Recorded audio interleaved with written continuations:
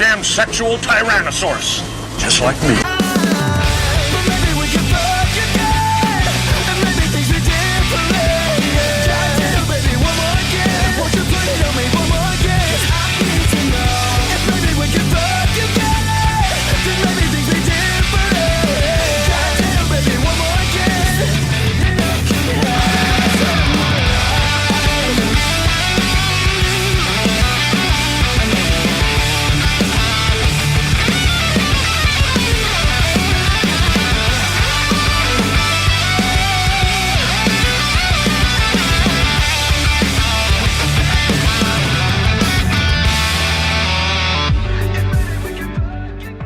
Welcome back to your favorite anime/ASMR convention. We do this every week. This is Access Vegas, where some people forego therapy and they come here and talk shit. So we're glad to have everybody here. We're going to go ahead and start off introducing our guest. He is from Orange County. He is a Manosphere content creator, Mr. Logan Duong. How you doing, Logan? Good, bro. Welcome, first time here on the show. Yeah. Awesome. Welcome to Vegas. Yep. She Turn is 21. Get some time off. She is from Toronto, Canada. She's a model and a holistic nutritionist. It is Amanda Fuller. Amanda, welcome for the first time on our show. Warning. I'm sorry. Well, welcome. I meant to say welcome. Here we go. Yeah. She is from Cambridge, England. She runs a travel agency, and she was recently dragged back into OnlyFans. It is Cordelia Rose. Kicking and screaming. There she is. All right. And listen, and our next guest, she's from Calgary, Alberta, Canada. She's just Zoe. She doesn't do anything. She's just Zoe. That's Just all me. she Just does. Zoe. Just doesn't do anything. She's just No, Zoe. just Zoe. That's it. Just dates a male stripper and does nothing. Yeah, that's me. That's how it works. That's a full-time job. Not very complicated. That is a full-time job, It is. honestly. All right, so just so you know, if you guys want to check my sleep score, I should be dead at this point. Yes, you should. I went 10 days, so we did 6 days in New York for the Landmark conference, and then we did 4 days in Miami for where we did 6 podcasts, and then we did the Babes in Toyland White Party, and then came back and immediately went to EDC. You went there with us, and then I've been doing nothing but nonstop podcasts since. So I've slept probably 10 hours in the last 2 weeks, and this is great. So I'm kind of all fuzzy and delirious, everything. You people are all shapes to me right now. So let's go ahead and get to this. Just coming up in a little bit, next week we got a white party in. So we won't have an Access Vegas next week because we're doing a white party in Los Angeles. If you guys are interested in coming to that, let me know. We have a bikini competition I'm hosting in San Diego on September 9th. If you guys are interested in that, let me know. And then on the 13th is going to be Babes in Toyland Support the Troops, where we'll be raising money for the Douglas J. Green Memorial Fund. This is for troops overseas. We're going to be sending them care I'll packages. be at that one for sure. Beautiful. Awesome. Is there anything, announcements that you have? Yeah, I would just want to let everybody know I am now on Minect, Minnect. It is an app courtesy. I think they're partnering with Valuetainment. Yes. And was made aware of this by Adam Sosnick after we did our show. Yes. And so what it is it's an app if you want to text me or if you want a video chat, or if you just want one question. It's almost like having the ability to give somebody a super chat like at any time of day, right? So if you go to Minect, I think it's app.minect.com, I believe it is. And so then you can download the app. I think it's for iPhone and for Android. And so if you want to just do one text, if you have just one thing you want to ask, or if you have a series of questions, you want a video response, you want a vocal response, you want just like counseling in general, go to Minect. You can look me up. Just look for Rollo Tomassi on there. I'm on there right now. I think you're probably going to get on there soon. I too. definitely will. I definitely will. I want to do this one. Which one? The Lizzo one. Oh God! All right, ladies. I gentlemen. thought you would want to do this. All right, one so here we go. We're first. look up in there. This is Yeah. how the show works. We're gonna react to a video. We're gonna get everybody's Oh, boy. Q&A. Here Let's we just go. get right into it. Let's do it. All right, so the question of the Let's day back up, is, guys. do you think Lizzo is beautiful? You want to put this back? Yeah, start Oh, from the here we go. beginning. All right, so the question of the day is, do you think Lizzo is beautiful? I mean, yeah. Lizzo is hot. I give her a 10 out of 10. Do you think Lizzo is beautiful? Yeah. Lizzo? Yeah. Do you think Lizzo is beautiful? 100%. She's gorgeous. Oh, yeah. Absolutely. Do you think Lizzo is beautiful? Yes, I think Lizzo is beautiful. Yeah, Lizzo cute. The fuck? She cute. Okay, that's valid. That's valid. Okay, so we're here with Molly. What just Molly. happened, Has guys? anyone ever told you that you look like Lizzo? Hey, guys, what just happened? We just lost You look everything. Like Lizzo. You ever got... Can we back up? Let's go ahead and stop the video. I'll then back it up. Okay, so we just missed the best part. Can we go back up just a little bit? Yeah, back. All right. I'll put it back 0 here. to 100. All right, let's try it again. Ready? Okay, that's valid. That's valid. Okay, so we're here with Molly. Molly. Has anyone ever told you that you look like Lizzo? What? You look like Lizzo. You ever got... What? I thought it was a compliment. All right. Does anybody have any initial thoughts when you see that? Well, I mean, he did research. Oh, what do you mean? Yeah. Anybody else? At least he knew who she was. Yeah.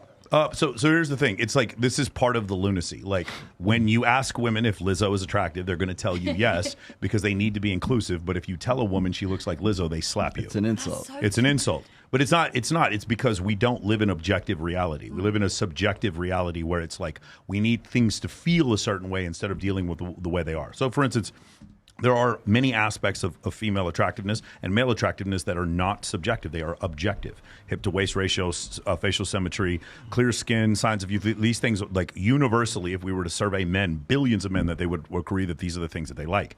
But in order to say that there are objective things that men find attractive, then you have to say being morbidly overweight is not attractive. And in doing so, then you would say Lizzo seems like a great person, probably a great musical artist, but she is not attractive. And so for you to say that is just so, I don't know, politically incorrect, antithetical to egalitarianism. I don't know what it is, but like it's not just that. It's also what are you promoting? The level of, for those of you who are old enough to remember this, anybody over the age of 40, we were not this fucking obese 30 years ago. I do not understand how things have gotten so out of whack. Just walking around, by the way, walking around New York, I didn't see that much obesity because people have to walk a lot. But everywhere else I went, like in the airport here in Las Vegas, just the level of obesity is outrageous. And I know you guys think I'm exaggerating, but if you could just look at videos of people going to spring break in like 1995 on like MTV, no one was obese. And now it's just, we've just got to the point where the food that we eat is just destroying us. So now, instead of sending a message that might help people, I'm not saying it's a good message or a bad message, but it might help people, which is like, you probably should eat better. We're told instead that Lizzo is beautiful.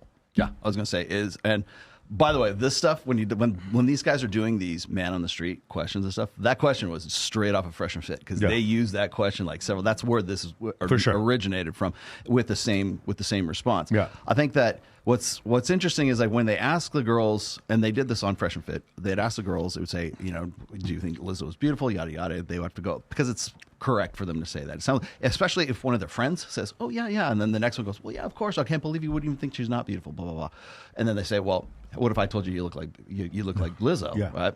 Then suddenly you're calling somebody. It's like synonymous with calling somebody fat. Yes, and it's like they can't see the dissonance. The funny thing is, he asked a separate woman. She said, "Do you look like Lizzo?" And instead, he should have just asked the girls he was already saying that look like that is Lizzo's beautiful. It's, oh, that's interesting because you look like Lizzo, to just see how that they would accept it as an insult because the dissonance doesn't seem to like exist in their mind. They just don't seem to grasp it. Amanda, what do you think about this? I think the women were trying to be politically correct. And I think that there are so many beautiful aspects in her personality and the way that she embodies herself. And I think that that's very powerful. However, in society, we are visual creatures, and that's just part of our humanness. So, I mean, aesthetically, it doesn't really fit the mold of beauty. And there's certain scales to, like the guidelines of like the Fibonacci code, etc. Yeah. So the thing is, it's those numbers come from a place, and that place comes from our evolution. Basically, if we were to look at what is the hip to waist ratio, and I know this was a criticism in that video that came out the other day, but it is true. If we look at if you were to survey thousands of men and say what hip to waist ratio do you prefer, it's between 0.68 to 0.72. And if you look at women who are the most fertile, guess what the hip to waist ratio is? Anybody want to guess?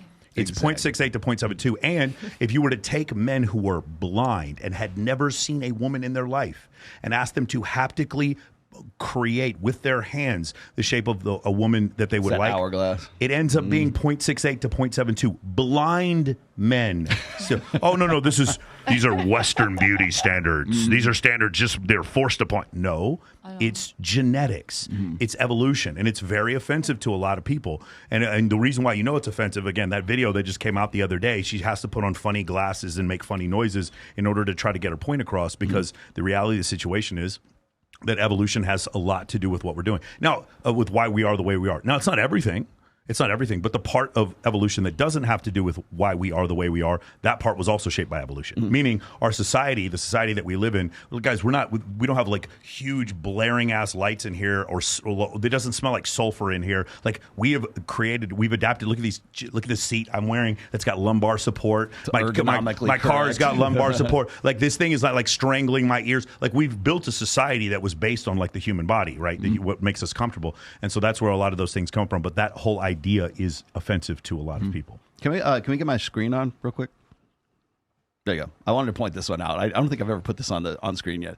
This is 500 women selected their actual and ideal body size from a 12-point visual scale. Now you can see the various shapes right there. So they also chose the body shape that most closely matched their own, from apple to hourglass. Now the average. This is according to CDC and Census Bureau like data. Okay, so this is not like this is not cherry pick shit here.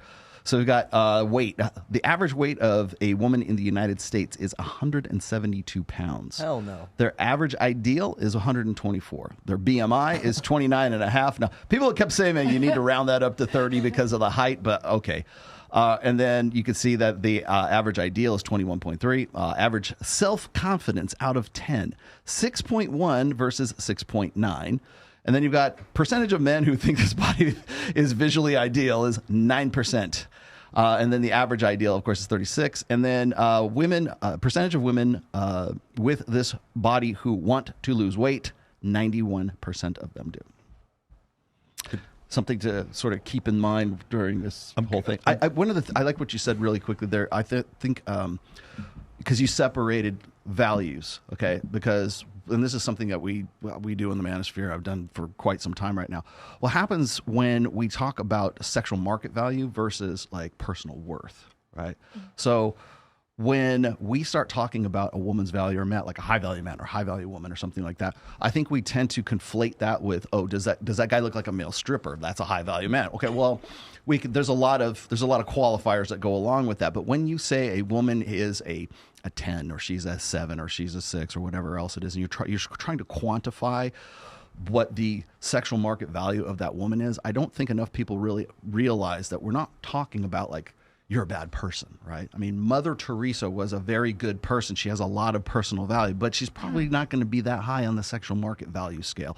So we're separating those two. And I think that even the women that were interviewed on this clip here, have a really tough time separating sort of their intrinsic inherent worth as a human being, as a person, versus whatever their sexual market value might be. And in this case, we can see that, what is it? I think it's like 75% of the U.S. population is either obese or overweight right now.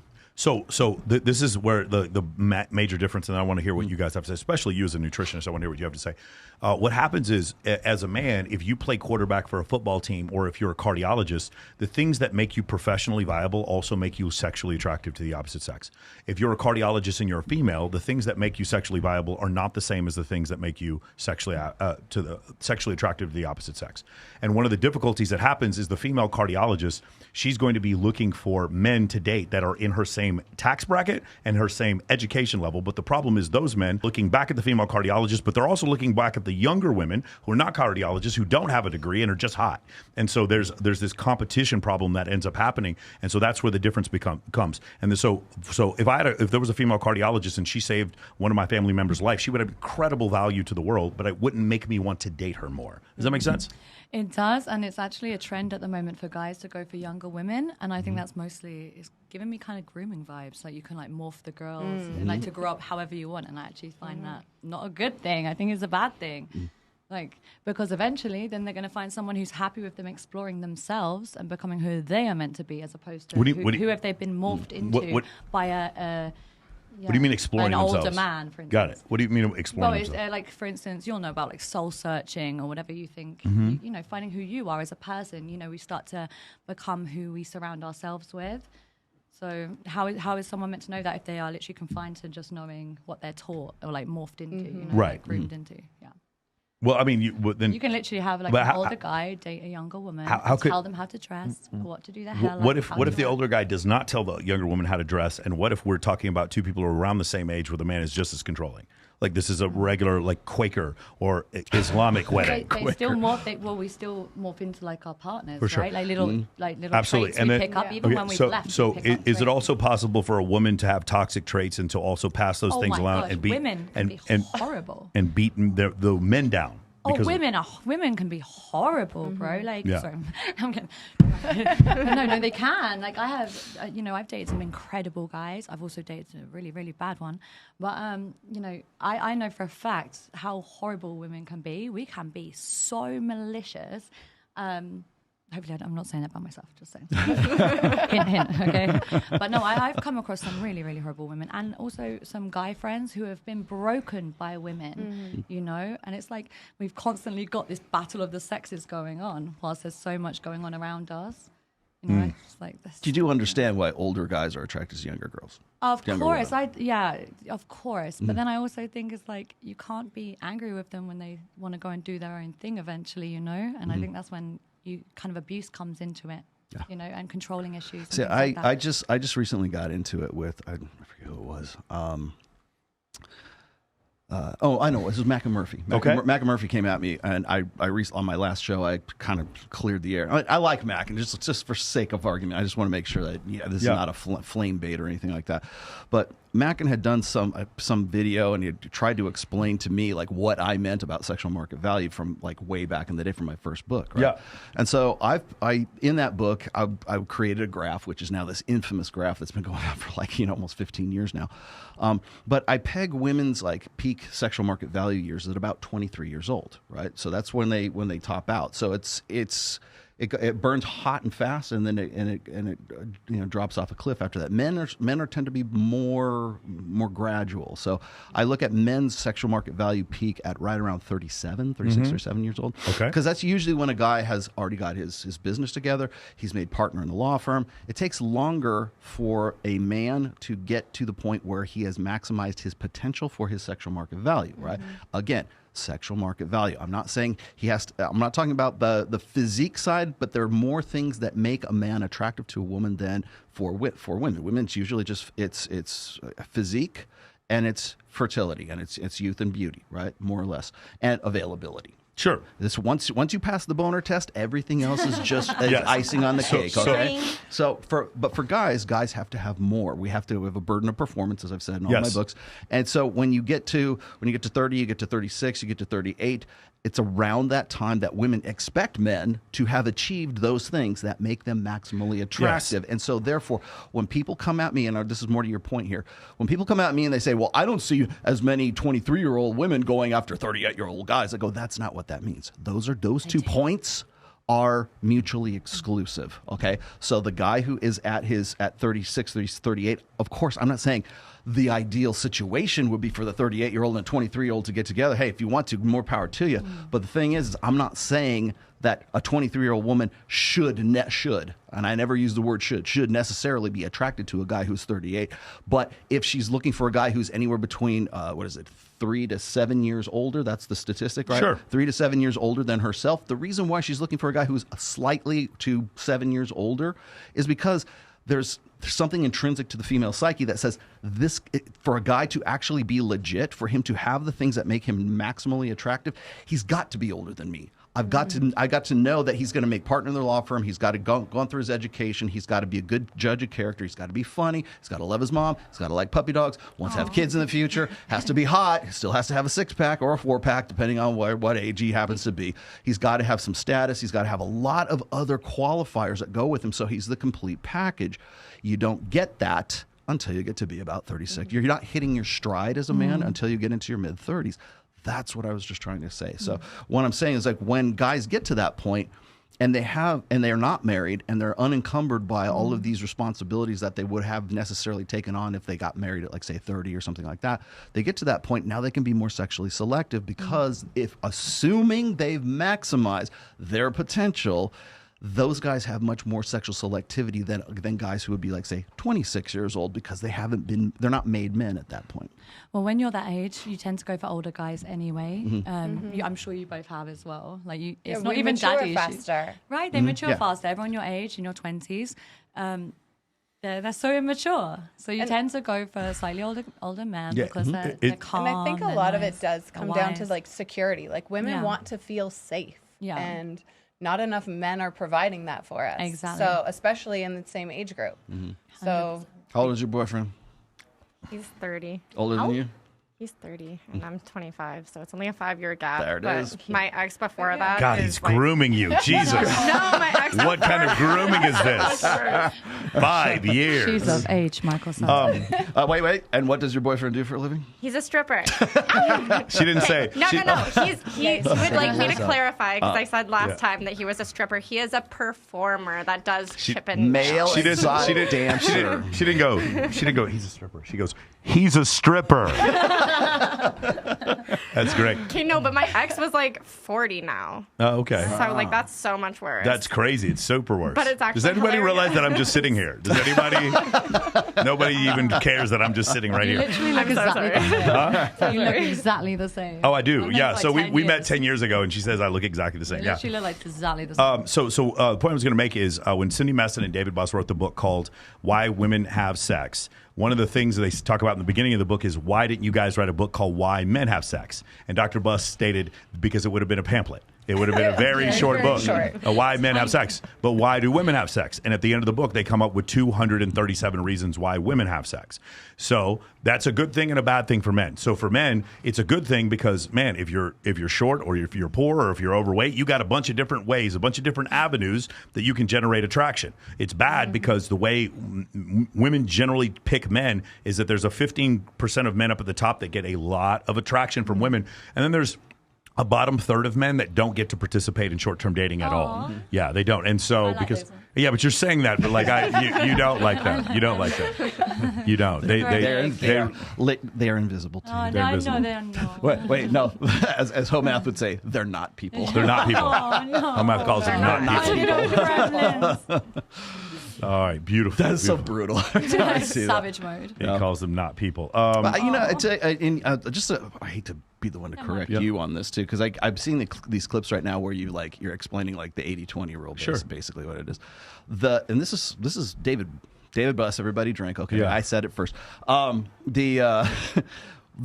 you're giving that stat, you're usually saying like 80% of women or 80% of men. Oh, no. are deemed I don't think- unattractive. Yes. That doesn't necessarily mean that the 20% are attractive. It just means they're not unattractive. No. Well, yeah, what I'm saying, so this is the difference. Where a lot of guys get this wrong is they believe that like 20% of men are sleeping with 80% of women. That's not what's going Absolutely on. not true. What's happening is there is a 20% of men that are getting attraction from 80% of women. They're not sleeping with all of them. And then there's a good number of men. Mac and Murphy said it was about a third. Depending on what you look like, it could be 28%, 18%. There's this like bottom quartile of men that have no chance in short-term dating unless they do something drastic in order to, or like do something like get in really good shape or join Men of Action, something like that, and then they can get out of that group. And then there's my whole contention is that top 15% of men that get the most attraction, the top 20% of men. It's never been easier to get into that group. It really hasn't. I mean, but you can go get professional photos done. You can get in shape. You can dress better. You can you can start a scalable business. There's a bunch of you can build a brand online. You can start a podcast. You can start doing man on the street videos. There's a million things you can do. You can become a famous plastic surgeon. You can become a guitarist. There's a million different ways that guys can get into that top 15%. Yes. They literally have all the same Instagrams. What do you mean? Everyone's like They're all morphing into the same templates. people. Everyone's got like 10 million followers. They're standing outside the same car or the same villa with loads of money. Yeah, that's how we do it. We all take pictures. All trying to manage OnlyFans. I'm like, we're God, listening. dude, those guys. That's a different They're group. the worst ones. So if you They ever just want free content. Yeah, you have the guy like whenever I'll host a photo shoot and there's the girl's always like, hey, can I bring my manager? And it's like, let me guess, it's your manager / NFT supplier / fucking used car salesman / music producer / drug dealer / boyfriend / OF partner / OF manager. Is it that guy's? It's / social media manager. That is. Yeah, Like, yeah, that's exactly. Yeah, she's like, that's exactly right. And he's got a Netflix special coming out next week. Yeah. And also, they're the ones who message as well. Years ago, I was actually one of the first girls invited to OnlyFans. Yeah. It was London based. And I had a message from this guy, and he's like, "You're such a hoe, blah blah blah blah blah." And you scroll down, please, can I manage you? And you're like, what?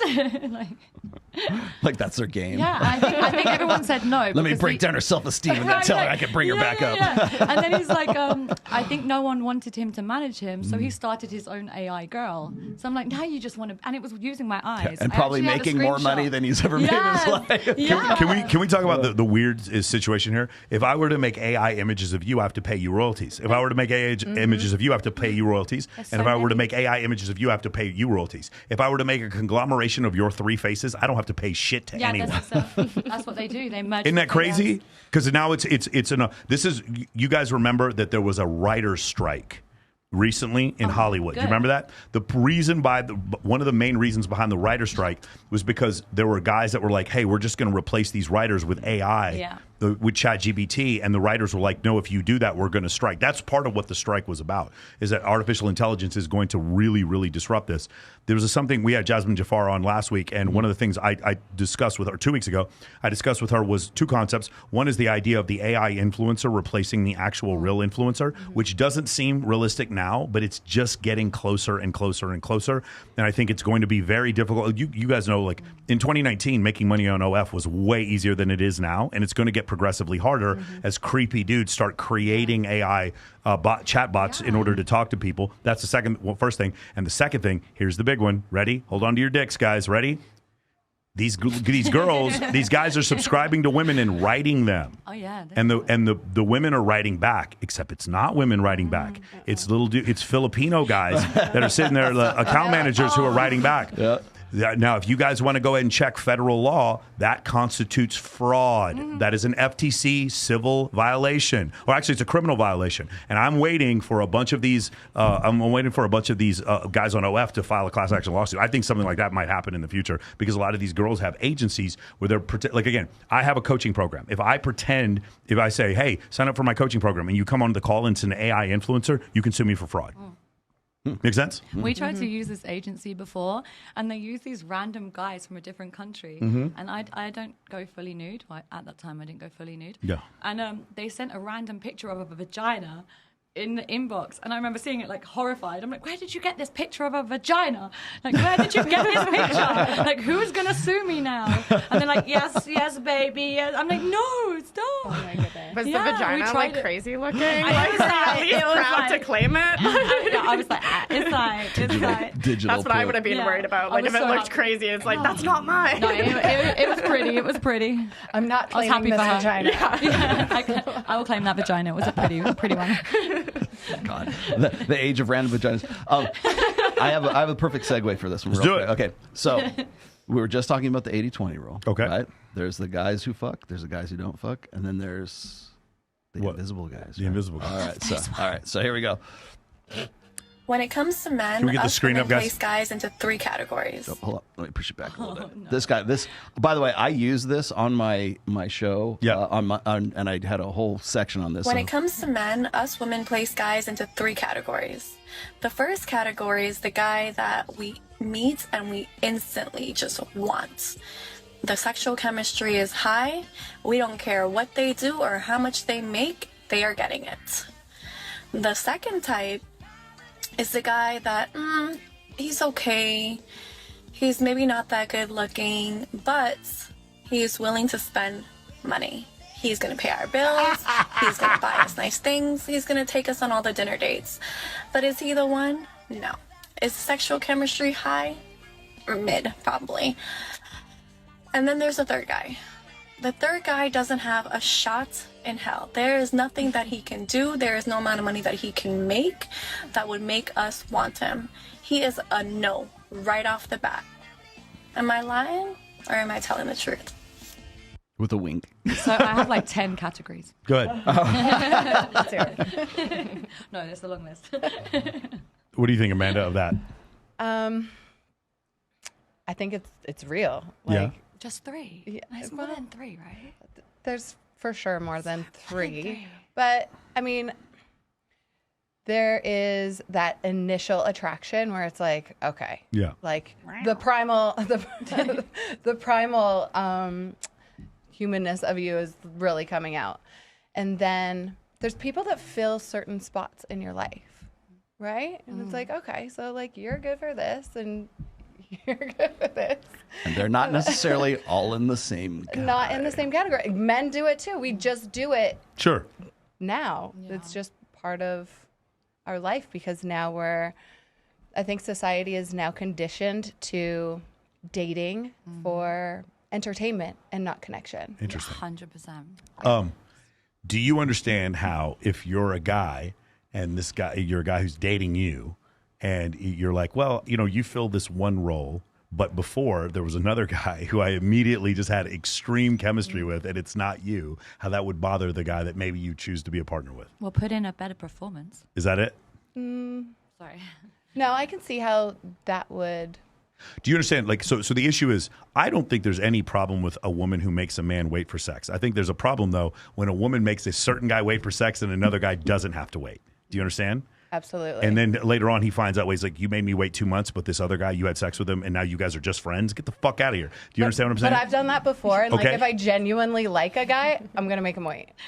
Really? 100%. Yeah. Hey, let me ask you And then if I just need you for sex, then for- then you're not going to make him wait. Exactly. No. It's really funny how this is Because then backward. it's- Are you the same way, Zoe? Because then it's No, for my own I initial will benefit. not have sex with somebody straight off the cuff. I need to. If there's no sexual chemistry, what the fuck are we doing here? So you want to know quicker. So this is I what wanna this know is. faster. This is the opposite. I'm not saying We'll talk first about emotional interaction. shit later. This is emotional shit no, later. but hold on. But I've seen both of these. I've heard a woman say, "If I like you, I'm going to make you wait," and I've heard another woman say, "If I like you, I want to have sex quickly to figure out whether or not you're bad in bed." I've heard both things. This is why, dating women, anything you We're guys tell confusing me, as hell. anything you guys tell me, I promise you, I will find a woman who says the opposite is true. She's like, I can't believe this guy tried to have sex with me doggy style. It was disgusting. And another woman's like, doggy style is my favorite thing in the world. I have seen absolutely anything you can imagine. The one girl's like, oh, I don't like guys that are too ripped, and another girl's like, I like guys who are like fucking mountains. It's like, it's just so crazy. I think this over is here. I like guys that are ripped. Yeah, but,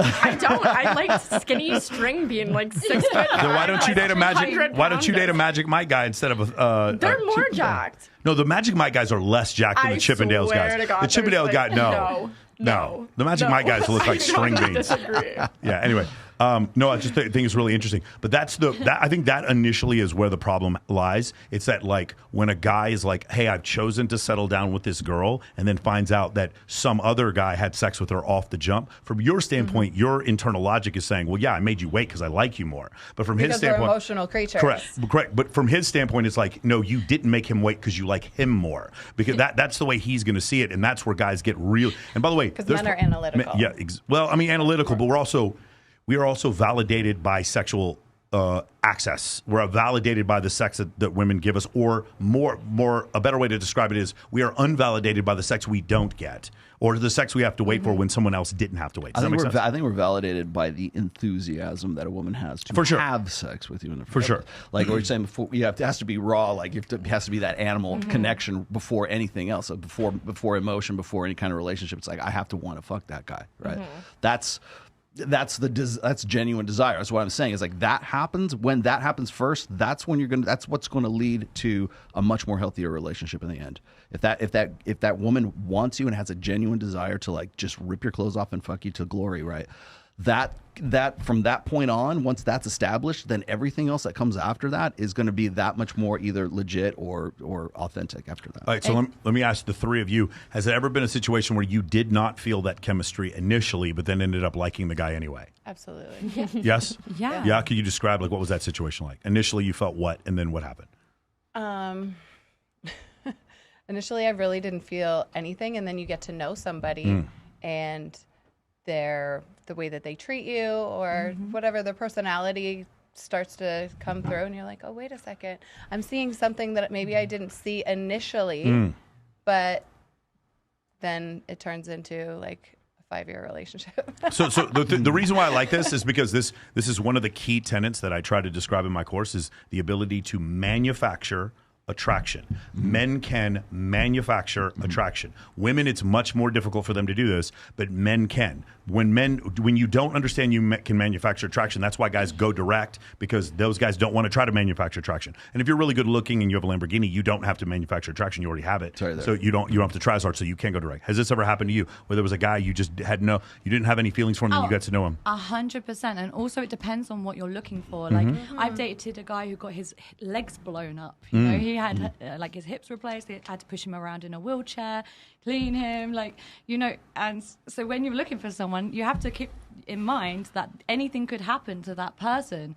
And what, you're not sexually attracted, you're just going to leave. I think that's such a selfish way to look at when you're trying to invest in a person. Initially it was the same thing. That's what goes through my head. It's like, do I like this person? What's their energy like? Because energy is, I think, is the highest currency, like as opposed to looks nowadays. Anyone can be good looking, anyone can be rich, anyone can be good looking, anyone can be famous in this day and age. You know, energy is like speaks everything. You know? So he's like, fuck that. They got to be hot as shit. I don't care about it. I'm leaving Stumpy at the hospital. Well, I mean, the opposite can occur too, where a girl finds a guy attractive and then he does some simp shit, and it turns her off. It's funny. That's more actually, Logan. That's way more likely. Yeah. Guys, the thing you have to understand is that most women don't like most men. Yep. It's hard for a lot of people to hear, but it's just true.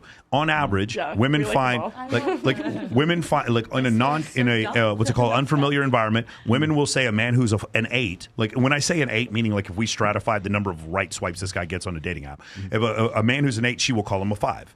And a man who's a 7, she will call him a 4 or a 3. And a man who's a 9, she'll call that guy a 7. Like, that's how women see men in a short-term dating context. Most of the time, men right swipe 55% of the time on dating apps. Women right swipe 5% of the time on dating apps. Women are just not as interested in men as the other way around. And so because of that, that's why you get into these situations like what you're talking about before. But when you got to know him, what are we doing? We're going from an unfamiliar environment to a familiar environment. And now the guy who normally would not have had a chance against Brock the bartender or Steve the male stripper, now this guy has a chance now. Now Alex the accountant has a chance with you because you got to see how he treats you or any of the other things. Maybe he's funny. Maybe he's got cool alignments. Maybe he's got hobbies that you find interesting or attractive. Right? But the idea... And you establish a connection. Correct. And then that usually turns into a relationship. Sure. But here's the difference. Me as a man, I can't look at a woman and be not physically attracted to her and then find out that she collects Autobots and then all of a sudden my penis gets hard. It doesn't work like that. You guys understand? It's like, oh, really? That's amazing. You're a Cowboys fan too? My penis does not get hard. It doesn't matter. There's nothing you can do if I'm not physically attracted. So there's a difference. One of the things we talk about on the show is like, I don't want to be offensive. I don't want to deliberately be offensive. I know I'm offensive, but I don't want to deliberately be offensive. But I do want to discuss innate sex differences between the genders because that's one of the things that is trying to be curtailed. When you say things like a trans woman is a biological woman, which isn't true, what you're doing is trying to say we're all the same, and we're not all the same. That's the thing. And it's okay that we're not all the same. Yeah. It's wonderful that we're not all the same. It's terrific. I would not like Delia as much if she had as much testosterone as I did. She would be intolerable. She'd be fucking it is getting a little bit more blended now. It is. Of course. No. Right. But here's the thing. Society, this is a great point. Society is trying to make us more blended. But as we do that, see, I don't think of things in good or bad. I think of things that they work or they don't work. And the reality is trying to make everyone equal actually in the end doesn't work. Yeah, it's not natural. Well, forget about it. Natural is part of it. Not being natural makes something inefficient, but there's certain things that just simply don't work. That some things work and some things don't work. What were you saying? Yeah, well, guys and girls being the same or having the same masculine and feminine energy, because a lot of girls are now balanced where they have a lot of masculine energy. Now guys and girls, they're not attracted to each other, and they need super fucking masculine dudes to pull them out of that masculine energy. But do you understand the problem? Like, so what you're saying, while you and I know it to be true, the idea, if you've seen this, what was the article? I don't know if you can find it, where progressive liberal women were looking to date conservative men because all the liberal men that they had to choose from were so non-masculine that it turned them off. Yeah. Because what they wanted to believe is that they lived in a world where men and women were the same and they could still be sexually attracted to men that were just as feminine as that. And then in reality, Charles Darwin knocks on the door and it's like, hey, natural selection, bitch. Like in reality, men in their masculine, on average, in general, are more attractive, and women who are feminine, on average, are more attractive to the opposite sex in a heterosexual relationship. That's the way it works. And here's the funny thing about the polarities. When you look at gay and lesbian relationships, you also find a masculine and feminine polarity, because the polarity is what makes it work. So you can find a top and a bottom with women or with men, and then what is it with women? It's a oh god, I can't remember. It's a bear. I forgot what the term terms are. But Stud? yeah, stud in a butch or whatever. I can't remember what it is. The pillow princess? Yeah, the pillow princess, whatever it is. No, lesbian would not be a pillow princess. You're a pillow princess? Yeah. So you guys, for those of you who don't know what a pillow princess is, that means you have a threesome and one girl would go down on her, but she wouldn't go down on the other girl. That's what a pillow princess is. That's what it means. That means you're 49% gay. If you're over 51% gay, you would go down on another woman. That's how it's determined. That's actually the scientific way to determine pillow princess. Well, we know one girl who would be perfect to ask about the liberal going for the conservative masculine guy. Who? Farrah, of course. Yeah, for sure. Personal experience with that. Hey, can I get a screen grab here real quick? So this is the classic hypergamy shot here. Okay, everybody knows the chart on the everybody in my audience anyways knows the chart on the right hand side there, which is if you got, this is from 1 to 10. If you got women who are like down to 1 is always going to be looking for a guy who's an 8 or above. And again, if you follow Ho math, this is basically where he's pulling all of his illustrations from. But I don't want to focus on that today because I think we probably have established that pretty well with that last video.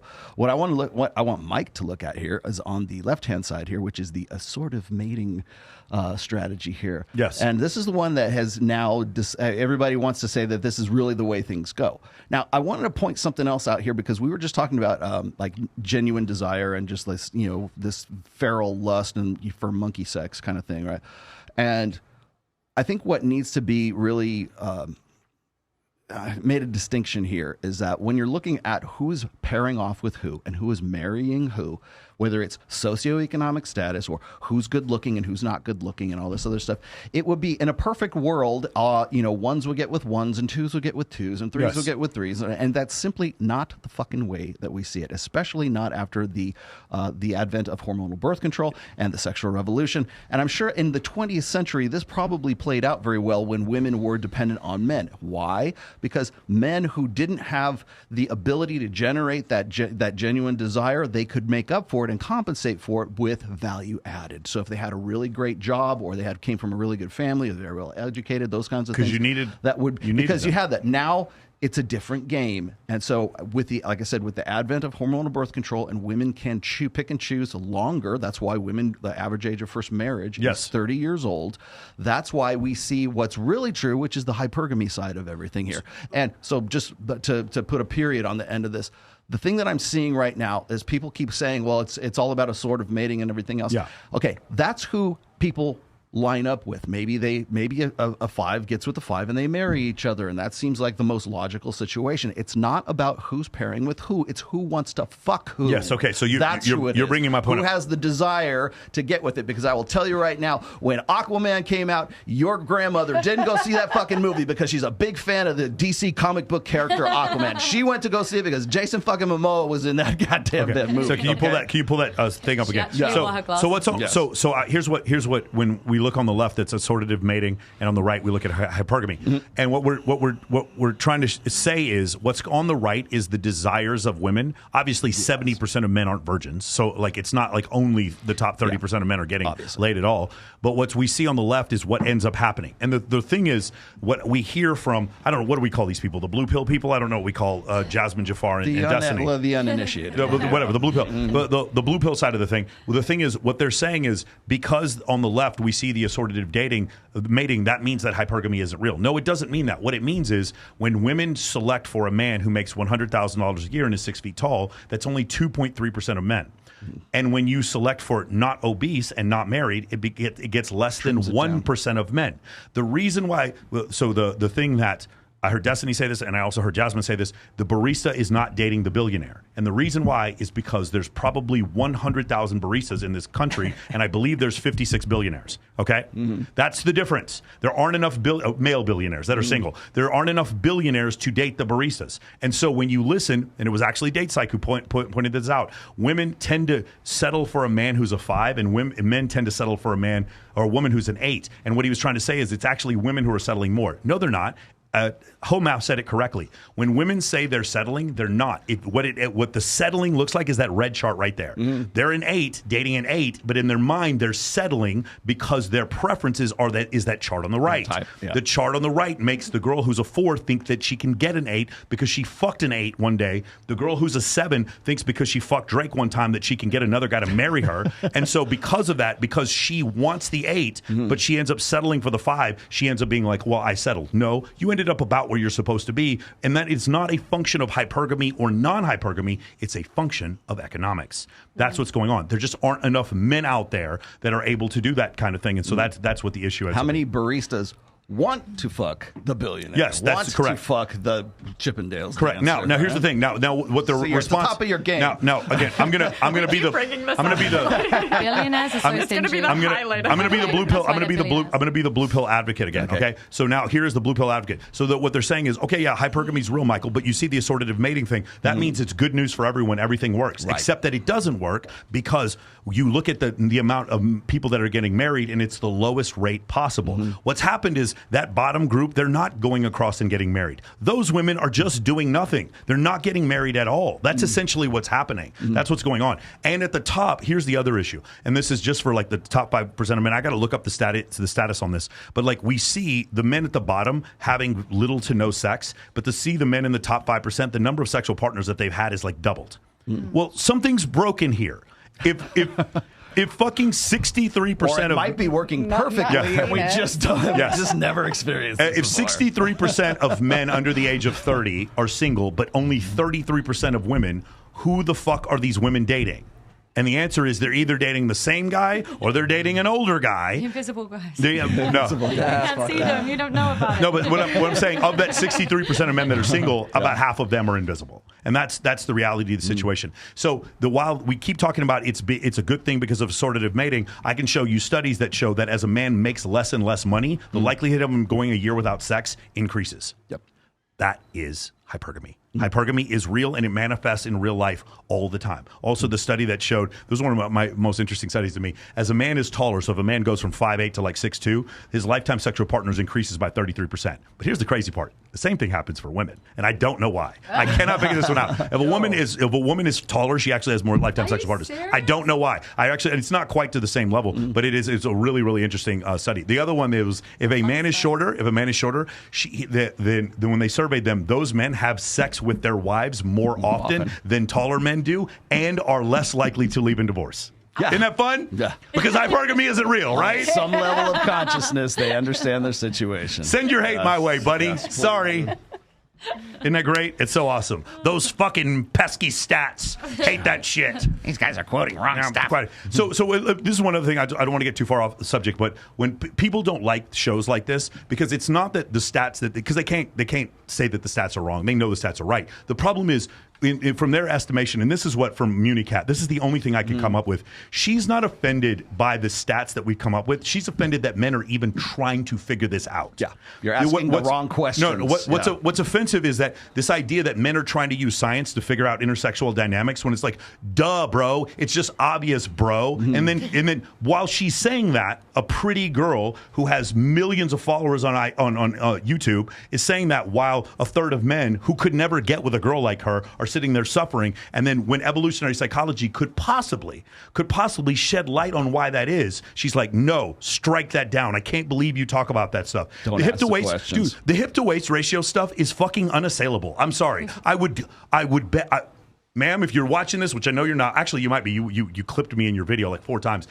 If you're watching this, anything you want, come on my show and let's debate. I promise you, no name calling, no nothing. If you want to go up against the data when it comes to hip to waist ratio, let's do it. And then what I need you to do though is propose an alternative theory. And the other problem is this: no matter what numbers David Buss or Lita Cosmides or whoever came up with, she was going to have a problem with it. If the number was 0.75 or 0.72 or the idea that men, these fucking academic men, have the audacity to try to figure out women using science. Fuck these men. I can't believe that you would even consider. And then the other part is it's like, well, it turns out beauty actually isn't as subjective as you think, and you're teaching people this. How dare you? You're telling people how to think. No, I'm not. I'm not telling people how to think. Clearly, you have no idea what it's like to be pretty.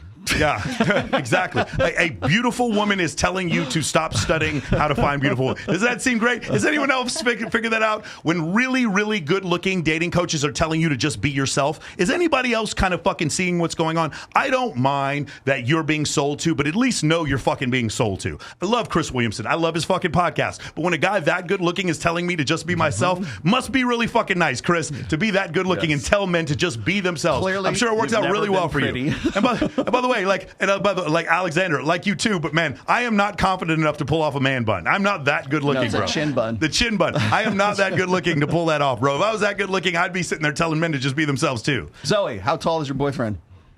I don't know, like 6'3". It's really funny how bad women are at judging men's height. It's unbelievable. I never really asked. Yeah, no, it's funny because ask. Give me a rough estimate. You know how tall Austin Dunham's 5'10", and he goes off and he asks a bunch of girls how tall he is, and they are so far off. So many women were saying he was 5'4". One woman said he was 6'3". Women are completely off when it comes to height. Next time you go into 7-Eleven, look at that thing so they know if like the guy leaving that just ripped off the 7-Eleven and say how tall. I need to go there. I need to go to 7-Eleven and take a picture next to it. Have you seen how women do it online? We look at the pictures on Instagram, and then we look at their phone, and we put on the phone. Yeah. Like, can work out how tall they are from their phone. It's so funny. There's a Reddit article right now saying that I'm 5'8". No, I'm not kidding. Look it up right now. They're saying that they use ChatGPT to figure out that I'm 5'8". How tall are you? I'm 5'2". You're 5'2"? No, okay. Yeah. 5'8". That's great. That's funny. We at the end of Fresh and Fit, we all had to stand up in front of the thing and see how. Oh yeah, and they took it down. They took the video down. It's on Rumble now. Is it? Yeah. It's just so crazy, man. It's up on Rumble. All right. I got some pretty good super chat questions here, so I think I'm going to start these before you do the next one. I got Thrive Alpha. He says, if he could do it, he would. Toxic or not? I don't know what that fuck means.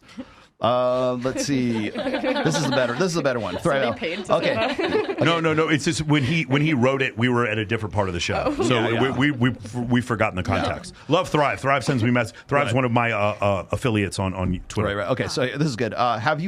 Ladies, have you ever been catfished by a guy? If so, how did you find out? I don't think so. No. You don't think you've ever been catfished? You never have a guy use like stunning level 2 on fucking Face App and then snatch his waist? That's never happened. No. She's smiling because she knows what the fuck I'm talking about. Why are you laughing so hard, Amanda? Is it crazy to you that I know what stunning level 3 is? I'm going to use Hollywood 4, and then all of a sudden, wow, look how fucking even and clear her skin is. What the fuck's going on? Flawless. Have you ever been catfished? I've been catfished so many times. Have you? Like, obviously, I was on TV for 10 years in England. Yeah. And so you get sent stuff from every single country. The worst one was when my friend from LA sends me this picture, and it was my Playboy picture on about 100 to 200 cards all over Dubai for a sex line. Oh, yeah. And then there was loads of girls. A guy who used to call me, he used to record my voice and then sell them through Instagram and Snapchat. Yeah. Wow. Like, I have lists. Like, and you can't sit there and just keep going through it. You hire like a DCMA agent, and even they can't keep up. It's crazy. It's crazy. It's like, you go and use AI. Yeah. Have you been catfished? I can't think of any times off of the top of my head, to be honest. So you don't know? You don't know if you have? Maybe? Maybe? I don't know. Bro, guys are getting catfished every day on social media, bro. Right. It's horrible. Okay, But ready? I think guys are learning the angles just as There you go. much, So but you like, write it up. So here's how it works, right? If I hold the camera up like this, man, I'm a woman. My boob. Nobody clip this. My boobs are bigger. My boobs are bigger, and my waist is smaller. Does everybody see that? My boobs are bigger. So you'll see like the girl who's overweight. What she'll do? She'll push her boobs together so they look like big and firm, and then she'll hold the camera up like this, and then kind of smile. So like, and then her face looks slimmer, her body looks slimmer, and her boobs look bigger because it's up here. So when you see that angle, like above 45-degree angle, you're dealing with a woman who's probably a little bit overweight. You guys do that with dick pics. Huh? Yep, report those Report those accounts? But you guys do that with dick pics. Like, what do you mean? You guys catfish with dick pics. What do we use? What do we proportionally stretch it? You get the angles. You get the angle going on. So have you been disappointed? Whoa! I need to hear this. Stop! Everybody, stop talking. Come over to the microphone. You had a guy send you a dick pic, and then what happened? No, you know what? I was dating this guy before. Okay. He lived 4 hours from me, and he was a good time. He was a good time. But you know what I'm like? I'm like a butterfly. Off I went into the big world, and I was like, I fancy a bit of that this year. Like, well, I'll have a bit of that. So he sent me these pictures, and I'm like, it looks okay. Okay. But you've already had sex with him. I've already had sex with him. This is really confusing. Get this. He actually has the tiniest hands you have ever seen. Like, they're like miniature hands. It's almost perverted. Like, he has the tiniest hands. And so I forgot. Like, I think it must have shrunk, like fully shrunk. Because I got there. I traveled 4 hours for that penis. I traveled 4 whole hours for that dick, right? And I got there, and I was disappointed. Disappointed, honey. That's when I walked in. I walked straight straight out. You know when you catch a fish, you're supposed to hold the fish out like this. Yeah, that's what they're holding closer to the camera. That's what you're You supposed to guys, do. you men do that. Guys, I'm going to tell you something. Ready? This goes back to the original point. Do you want to know one thing that makes your penis smaller? Being fat. Obesity makes it smaller. It does. So Look just it up. telling lies, Michael Sartain. What'd you say? So just telling lies. Telling they lies. say that every time a man lies to his wife, he loses an inch. That would make sense. He'd have a black hole as a penis. Inside. His penis would literally be the singularity of a black hole. It'd be the event horizon of a black hole. In my time. That is pretty amazing. Logan, have you ever been catfished? Bro, one time I was on fucking Tinder, and I actually had Tinder when I was like 17, when it was good. Back in the day, 5 years ago, Tinder was fucking fire. Yeah. So fire. Agreed. The ratios, God tier. So I had Tinder when I was younger. Me and my guys were fucking swiping on there as a game. And I had one chick who was like 23. She looked pretty young, And though. you're 17. I was 17. She pulled it to my house. I didn't have a car back then. She pulled it to my house, and I'm walking out to the car. I FaceTime her everything, but she's like in low light, whatever. Her photos, she was like a 9, whatever. I walk up to the car, and she rolls down the window, and I'm like, "Are you this chick?" And she's like, "Yeah." I'm like, "No, you're not, bro. No, you're not, Are bro." you her Uber driver? Not, bro. And then, I just had to tell her straight up, like, "Yeah, you don't look like your photos, dude." And I walked out. Wow. And then I had another girl come over. So let me. That's so great. So let me give you guys another piece of advice. So you'll notice a lot on Tinder, Bumble, and Hinge. They'll let you connect with an Instagram. So I would go to the girl's Instagram and then click that middle tab for her Reels, so you can just see her in motion on Reels. Now the only caveat I'll give you is that now FaceApp will also manipulate Reels. Here's the better. You go to the photos of her from her friends. You go to the photos of her from her friends' posts. Yeah. That's the real game. So you tag exactly. You look at photos that she's tagged in. Real friends aren't also editing your photos. Yeah, they're the good ones. They're the good ones. Yeah, well, just do the math. If she's a 10 on IG, just minus 3 points, and you'll be good. Then you're good? Yeah. That's how it works? Okay.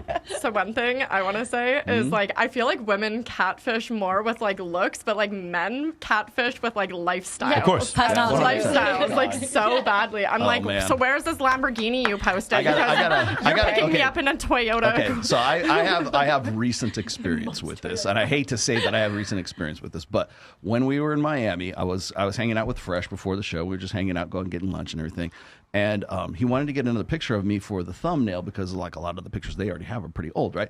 So we're in his Audi. It's not even it's not a Lamborghini. It's it was an R8 or something. Yeah, well, R8 it's hard. was very nice car, right? Yeah. Convertible and everything. R8's like $270,000. Yeah, still pretty expensive car, right? one, So yeah. so I'm on the car. I'm on the back of the car, and just, I have my shirt, my t-shirts on, everything else.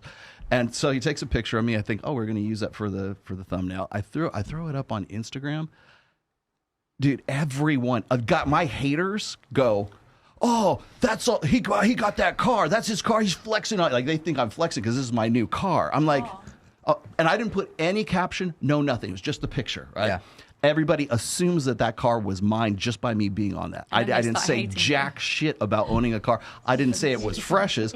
But if you show a guy with a car, the presumption automatically is he just bought that car. That's his fucking car. To mostly other guys. Yeah. You don't know any better. Yeah, for sure. Like I Yeah. said, my haters are like, but nobody even asked me, is that your car? Did you just buy that? It wasn't even a question. It was just they can't come. What happened to the Camaro?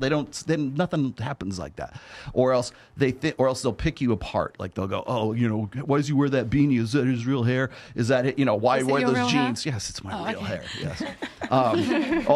That's another real good one because it's funny. So I get a ton of shit for this, right? Like people say, well, why do you wear that beanie all the time? Take that off. Are you bald? Blah blah blah. So I post like 6 pictures of me with my hair, with a beanie off, my hair down, and everything else.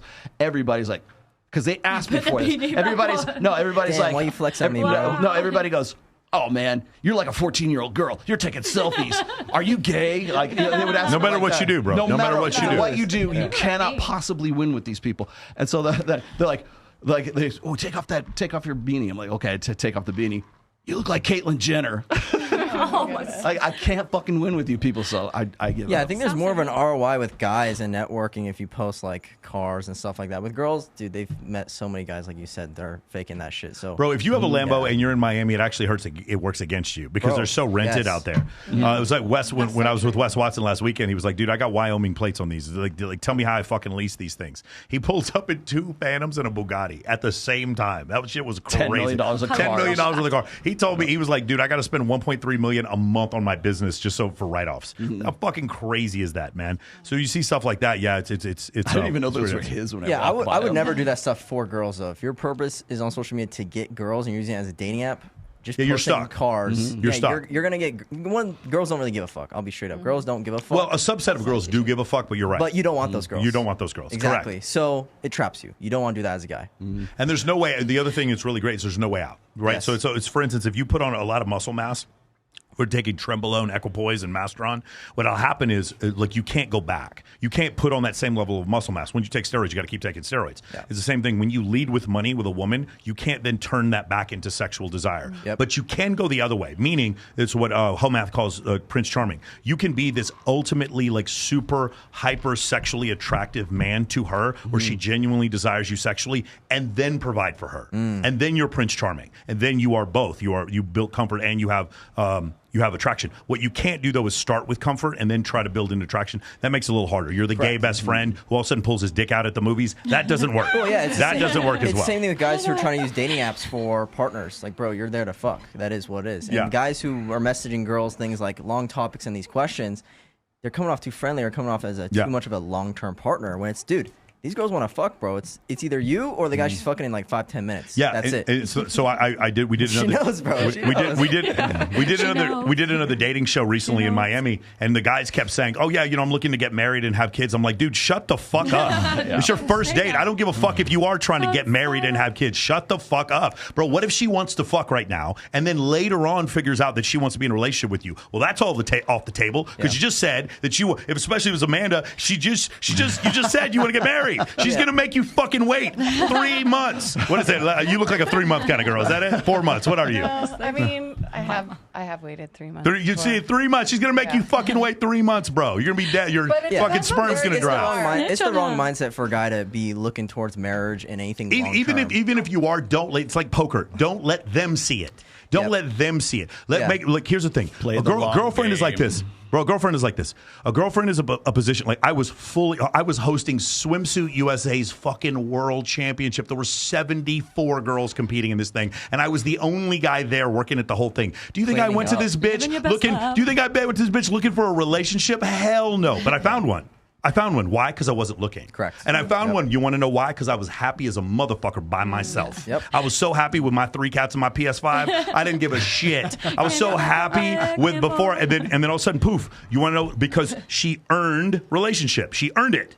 Instead of me going, I need to get in a relationship because my aunt and my uncle, whenever I go home for Thanksgiving, keep asking me when I'm going to get married, and my pastor and my mom and all these people keep pressuring. Like, no, bro, if you're doing that, you're just going to end up lowering your standards, and then we have a 56% divorce rate in the country. You're a guy who doesn't fuck. Yes. And even if you're, like you said, you're hiding it, you want to hide those cards, you do want to get married as a guy, it's a very feminine way of thinking. Like, as a guy, you should be more focused on your mission and purpose. Girls are the ones who are usually thinking about relationships and dating. They should bring that shit up forward. And if you are a guy who's thinking about getting married to this girl in the back of your head, or you want something more serious, you're gonna show that eventually. The complacency is gonna come up to where you're gonna start catching feelings because you don't have experience or you're a simp, whatever the fuck, and you're gonna start doing things that's gonna turn her off.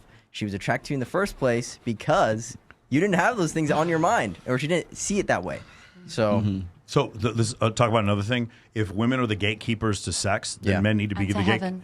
Yes, exactly. Men need to be the gatekeepers to relationships. Meaning, like I recommend, I don't care how much you love a girl, she needs to be the first one to bring up what are we. Yes. If you as the man are bringing up what are we, bro, it is because here's the problem. It doesn't matter. If you ever want to break up with a girl, say that. Yeah, say exactly. Like the three of you are attractive. Like the guys you date, no matter even your male stripper boyfriend, you get more attention than he does. You get more attention than he does. Okay? For sure. So my point is just imagine a situation. If you and I are dating, you get more attention than I do, and I'm more into you than you're into me. We're fucked. If this relationship isn't going to work. Correct. But it will work if you're the one being like, hey, I'd really want a relationship with you, but you already get more attention. You already have that leverage point. So now things can balance out. That's why I've always said this. Women need to be slightly more into their men than the other way around because it doesn't work. You have more options than we do. That's why. Yeah. Can't look up to a man who is your equal. Yeah. Correct. And you're right. I was just to finish this off. You're correct about the idea that it's easier for men today to like simulate and to fabricate like cues of higher status, especially because when we're on Instagram, it's never been easier for guys to go just lean against a fucking Audi and like everybody presumes. I didn't have to say anything. They presume that that's your car. So if you're sitting by a Lambo, so, people are gonna say, "Oh, you rented that." That's gonna happen, but even if you don't say jack shit, that image is still right there. So it ends up being all perception. And then more to your point, instead of like back in the day, before like Tinder was a thing or like, Bumble, Hinge and all that good stuff, there was it Plenty of Fish, there was Match.com, there's, what was the other one? There's Match, OK Cupid, that was another one. My age. But you used to have to write your own profile. Like, here's what I am. I'm this tall, I'm this, more to love, or I'm in shape, athletic, whatever. I smoke, I want kids, I don't want kids, I have pets, whatever. You have to go through this like laundry list of things. You have to do this real soul searching about yourself. And then you have to go and create this sort of fantasy profile of who you would like to date. And, okay, he's got to be like this. He's got to have this much money. He's got to want his kid, so you would roll this. It's all very relationship based. And that insight and everything you had to go into to make your own profile and look for somebody else, that took a lot of time and a lot of energy to figure out what you're about, right? Now, nope. It's all pictures. It's all pictures. It's not okay. You don't remember this? There used to be way back in the mid 2000s. There used to be, maybe you do, the Am I Hot or Not? Yeah, Hot or Not. It was great. That is all Tinder is. It's Am I Hot or Not, and then you get I'm hot. Okay, here's my phone number. That's all. It used to be. Before it was called Facebook, it was called Face Smash, and it was a Hot or Not thing that. So basically, Zuckerberg broke into he got access to the student records at Harvard, and he used all the photos from the student records, and then made a Hot or Not called Face Smash, a Hot or Not kind of thing called Face Smash. Yeah. I will say this: I don't think dating apps are bad for men, but I think they're inefficient unless you're really good looking, and I think dating apps are incredible for men. But for the rest of you. Dating apps are just inefficient. I will say one really good thing that dating apps do, though, is that smart photo thing. You know what I'm talking about? You put like 9 photos in there, and it'll tell you which one girls like that. That I do like.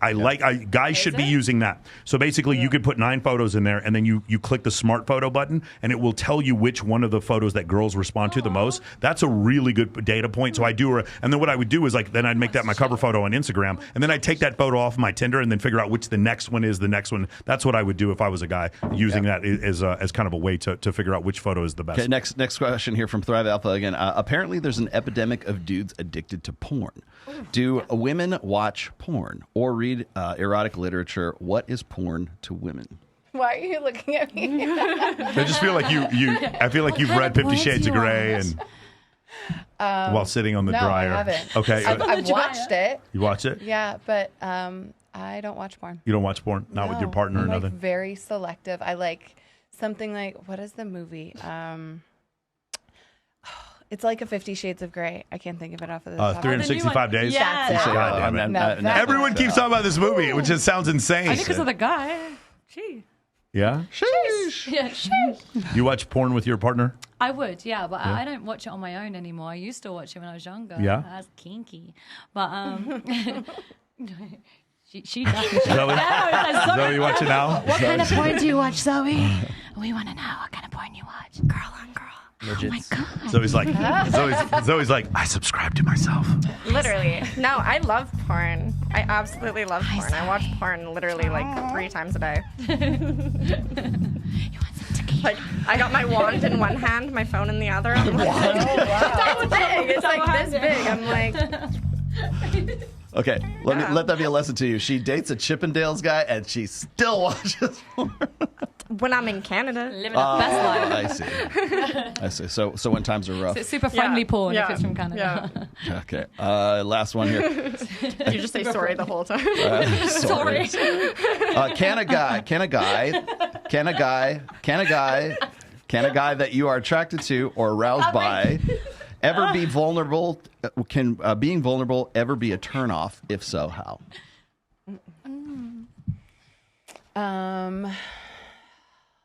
I don't know.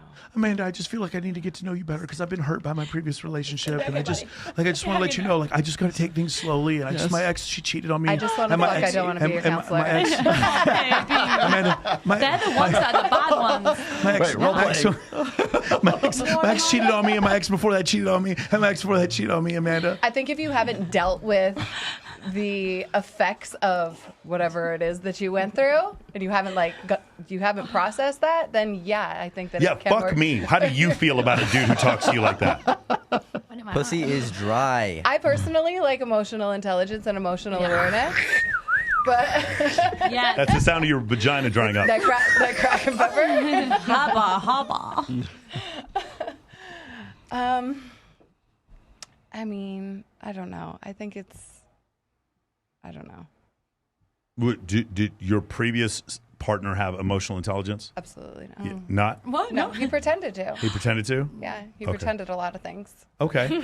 They do. Pretend to have emotional intelligence. We'll give him. We need another tequila. I wasn't physically catfished, but I was catfished. You're catfish? Let's get her another tequila. She needs another one. She was catfish. Niku, can we get another tequila? What about you? Buyer's remorse. Yes, please. No. What was the question before about men being too vulnerable? Was that it? I'll read it to you again. Can a guy that you're attracted to or aroused by being vulnerable ever be a turnoff? If so, how? It depends if they're actually really being vulnerable or faking it. I've dated a guy before who could make himself cry and then would say, all these horrible things his exes did, and straight away I was like, red flag, what am I doing? Mm-hmm. That's when it's scary. That's a turn off. If someone can make themselves cry, as opposed to being vulnerable, I believe, I've actually sat here holding it in whilst you were all saying this. For me, when you're dating someone, and any time in your life, it shouldn't just be about sex. It shouldn't be just about the way they look or what they have. Like, you should be able to be your full, authentic self with these people. Can you answer this as a Valley girl? Yeah, sure. Let me scrap that. Okay. Okay, so. No. Go ahead. Do it. I like that button so much. Thank you so much. What was the question? You're talking about being your genuine self, but I want you to do it with an American accent. Self, right? So when you're dating someone, I think you should be your genuine, authentic self. You should be able to live your life just the way you want to live, and that person should make your life better. As in, they should be able to be their authentic self, and I should be able to be my authentic self. Her American accent is better than mine. It's so much better. I've been practicing. I just copy you. That's all. Hey, Zoe. Let's watch that porn. Do you like it? Do you like it? You be vulnerable together. Zoe, do you like them to be so vulnerable? Are you going to come out there and be like, fuck that? I just want him to have sex with me and shut the fuck up. No, I like it when guys are vulnerable, but I like to be the reason why they're crying in my arms. Yeah. Oh, yeah? I'm like, don't come to me with your problems that are don't have anything to do with me. If I'm making you cry, hot. You're such a masculine energy right now. You want them to be obsessed with you. Yeah, I like to make them out to be a bitch a little bit. Bitch slapping him around. Have you ever done that? Cry for me all the time. Do you stay with those guys? Give me a story. Tell me when the last For the time. most part. Give us a story. Tell us everything. What did you do to him? How did you hurt him? I don't know. She's smiling too much. I'm not telling any stories, but scared. most of my exes, I asked them for honest reviews, and one of them actually sent me a full review, and at the end of it, he said, the words that I would use to describe you is what was it? A soul-sucking succubus. Oh my god! I think we've all been called that, haven't we? Even put one in the chat if you want to ask out Zoe. Put one in the chat for Zoe. You want a succubus in your life? Put the word succubus in the chat. Baby, I'm there. It's a red flag. I'm coming. Comment succubus and she will give you a discount. That's what you can address me as next time. You know who you look like? You're Go ahead, Amanda. I think the vulnerability Sinbad. also Right. for a man to be expressive or to express vulnerability, it depends on what his angle is and what time in the relationship that he's being vulnerable. Yeah. Now, totally agree. can you Right? can you define what you think vulnerability is? Because we're joking around here saying, he's I'm gonna be vulnerable to you. That's okay. That's kind of silly, but like vulnerable in what way? Well, being real, expressive about his feelings, and I think that takes a lot of courage for a man to open up and be like, the truth. Exactly, and not try to put on this cape of masculinity. So you don't think it would be clingy? You don't think it would be like, I really love you. I think I think that that's just conditional on the situation. See, I think that when we talk, I think when guys and women talk about vulnerability, I don't think they share a common definition. Yeah, I have like 40 people that work for me. When we do meetings, I don't have the luxury of being vulnerable. When I was a captain of my unit in the military, I do not have the luxury of sitting there crying in front of these men. I have to look confident so they feel confident. That's my burden as a man. So I just don't understand that. Do I have the same feelings you do? I do. I just express them differently. I express them in the gym. I express them with a bench press max. That's what I'll do. And I was like, I don't like just completely hold them in, but it's one of these situations where it's like it's not functional. We have tequila for you because you were catfished. I thought that was really unfair that you had to deal with that. Go ahead. Why is everyone staring? Yeah, no, I completely agree. The only thing is, I do feel like that affects a lot of relationships if a guy closes himself off, sure, or like goes off with his problems, because then the woman's like, "What's wrong? Is he cheating? Is he doing this?" And then you've got this whole miscommunication, and then they end up arguing. But then the guy doesn't want to express himself. And yes, that's just like, good game. But then she ends up staying with him forever. Yeah, and she ends up fucking him and bringing women home to him. What a fucking terrible! Horrible. That sounds terrible. I'm fine. And then I think every single guy has learned this the hard way. And every single guy knows the answer to this question. Whenever a guy shows his emotion in any fucking way, in any situation, business, life, military, girls, it never ends well. And the guy will always fucking regret doing that shit every single time. And that's why so many girls are like, oh, who hurt you? Who hurt you? I called him. Because so many girls say those things. It was your Tesla. Yeah. Because see, men tend to default, like women, when it comes to emotionality, like women default to crying, guys default to anger. So, like for instance, like I just recently, about a month ago, when all the shit was going down with Fresh and the baby scare, like the baby trap scare that was going on. I just heard about that recently. And so Myron was like defending Fresh, and he broke his coffee cup, and he was just like losing his shit on. So what do you think the people in the chat said? Oh, so emotional. So they were just like coming down on him. Yeah, like that, don't do that. He wasn't crying. He wasn't being a bitch. He was actually had some sort of righteous anger about all this stuff. And he was being emotional, but he was doing so, and it's because he was impassioned to go and to actually do that. Right? He was emphasizing his points. Yeah, that's his boy. Emotionally, yeah, as a boy. So I think that when women say, "Oh, well, men need to share their emotions," well, the thing is most guys default to anger first when they're going to share their emotions. But on top of that, men and women don't process emotions, and especially negative emotions, in the same way. We don't have the same hardware.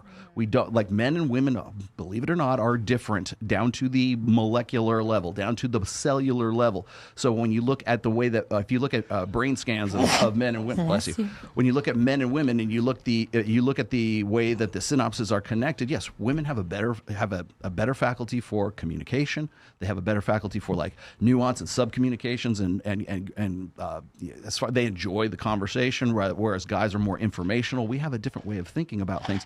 So we don't lead with emotions. It's not that we don't have them. We just save them to process those later, after whatever it is that we're trying, whatever problem that we're trying to solve at that time. We don't think about, how am I going to feel about this problem? We go and we fucking address the problem, and then we figure out how we feel about it. For women, it's the opposite way around. It's like, oh, how does this conversation make me feel? And then it's like, okay, well, what did that bitch just tell me? Like what's the information? So it's like there's a miscommunication there. So like my favorite example of this is, just because your boyfriend doesn't cry at the end of fucking Titanic doesn't mean he's emotionally stunted. He doesn't have literally does not have the same hardware that you do in your brain. But we're still expecting that guy to be vulnerable and emote like a woman. Like to express your emotions and everything else. Well, maybe his default expression of emotion is to go to the gym and sit under 400 pounds in the squat rack. Yeah, man. If he's a masculine dude, they're thinking about emotional feminine guys. Because the thing is when we talk about, that's why I said there's different definitions and different concepts of like what is vulnerable, what's not, between men and women. So guys, to be emotional, it might be Myron breaking his fucking glass on the his cup on the countertop there.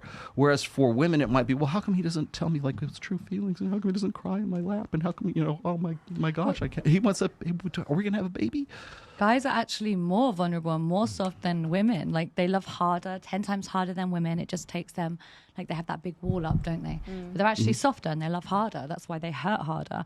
But there is a difference between expression and aggression. So it's just if they can learn how to channel that, and they learn that at a certain age most of the time.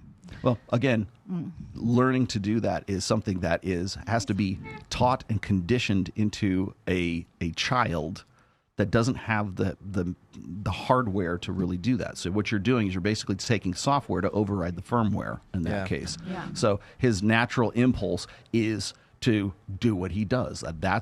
So when men are like not emotionally available, it's not that they're not emotionally available. They simply don't process emotions the same way that a woman, and especially negative emotions, the same way that women do.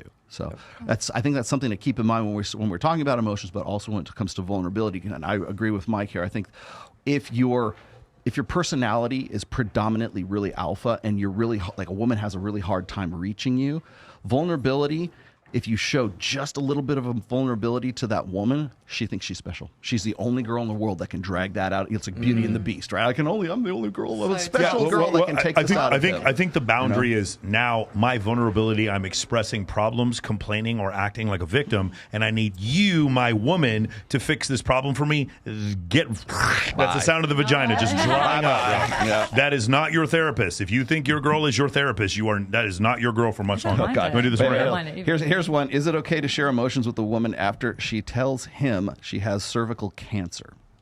Wait, what? Wait. Mark Wallach, that is oddly specific. I think it's fine. I think that's okay. I don't think it's a problem. I would. Because that means she's being that vulnerable. I think again, is it okay to be emotional when you just had a child with a woman? Yes. Yeah. We're not saying that's not the case. The problem is it's these women that are like, these men haven't done the work and gone to therapy, and on the first date you need to express your feelings. Like, no, you fucking don't. Don't lead with vulnerability. You fucking don't. That's the problem. Like, they don't grasp this. Vulnerability is not fucking game, and everybody thinks it is. Yes. And for that guy specifically, you still have to be stronger than her emotionally in that situation because she's looking at you to take care of her, not the other way around. So you still have to hold your frame in some sort of way to where she's like, oh, why is this guy more worried about me than this shit, right? Because again, women are looking for long-term security. They need to know that that guy can actually provide that security. If you're overly vulnerable, that's a deficit. That's a mark against you because it means if you're going to be like this, if you can't figure this out and you need me to help you, then I can't rely on you for that long-term security.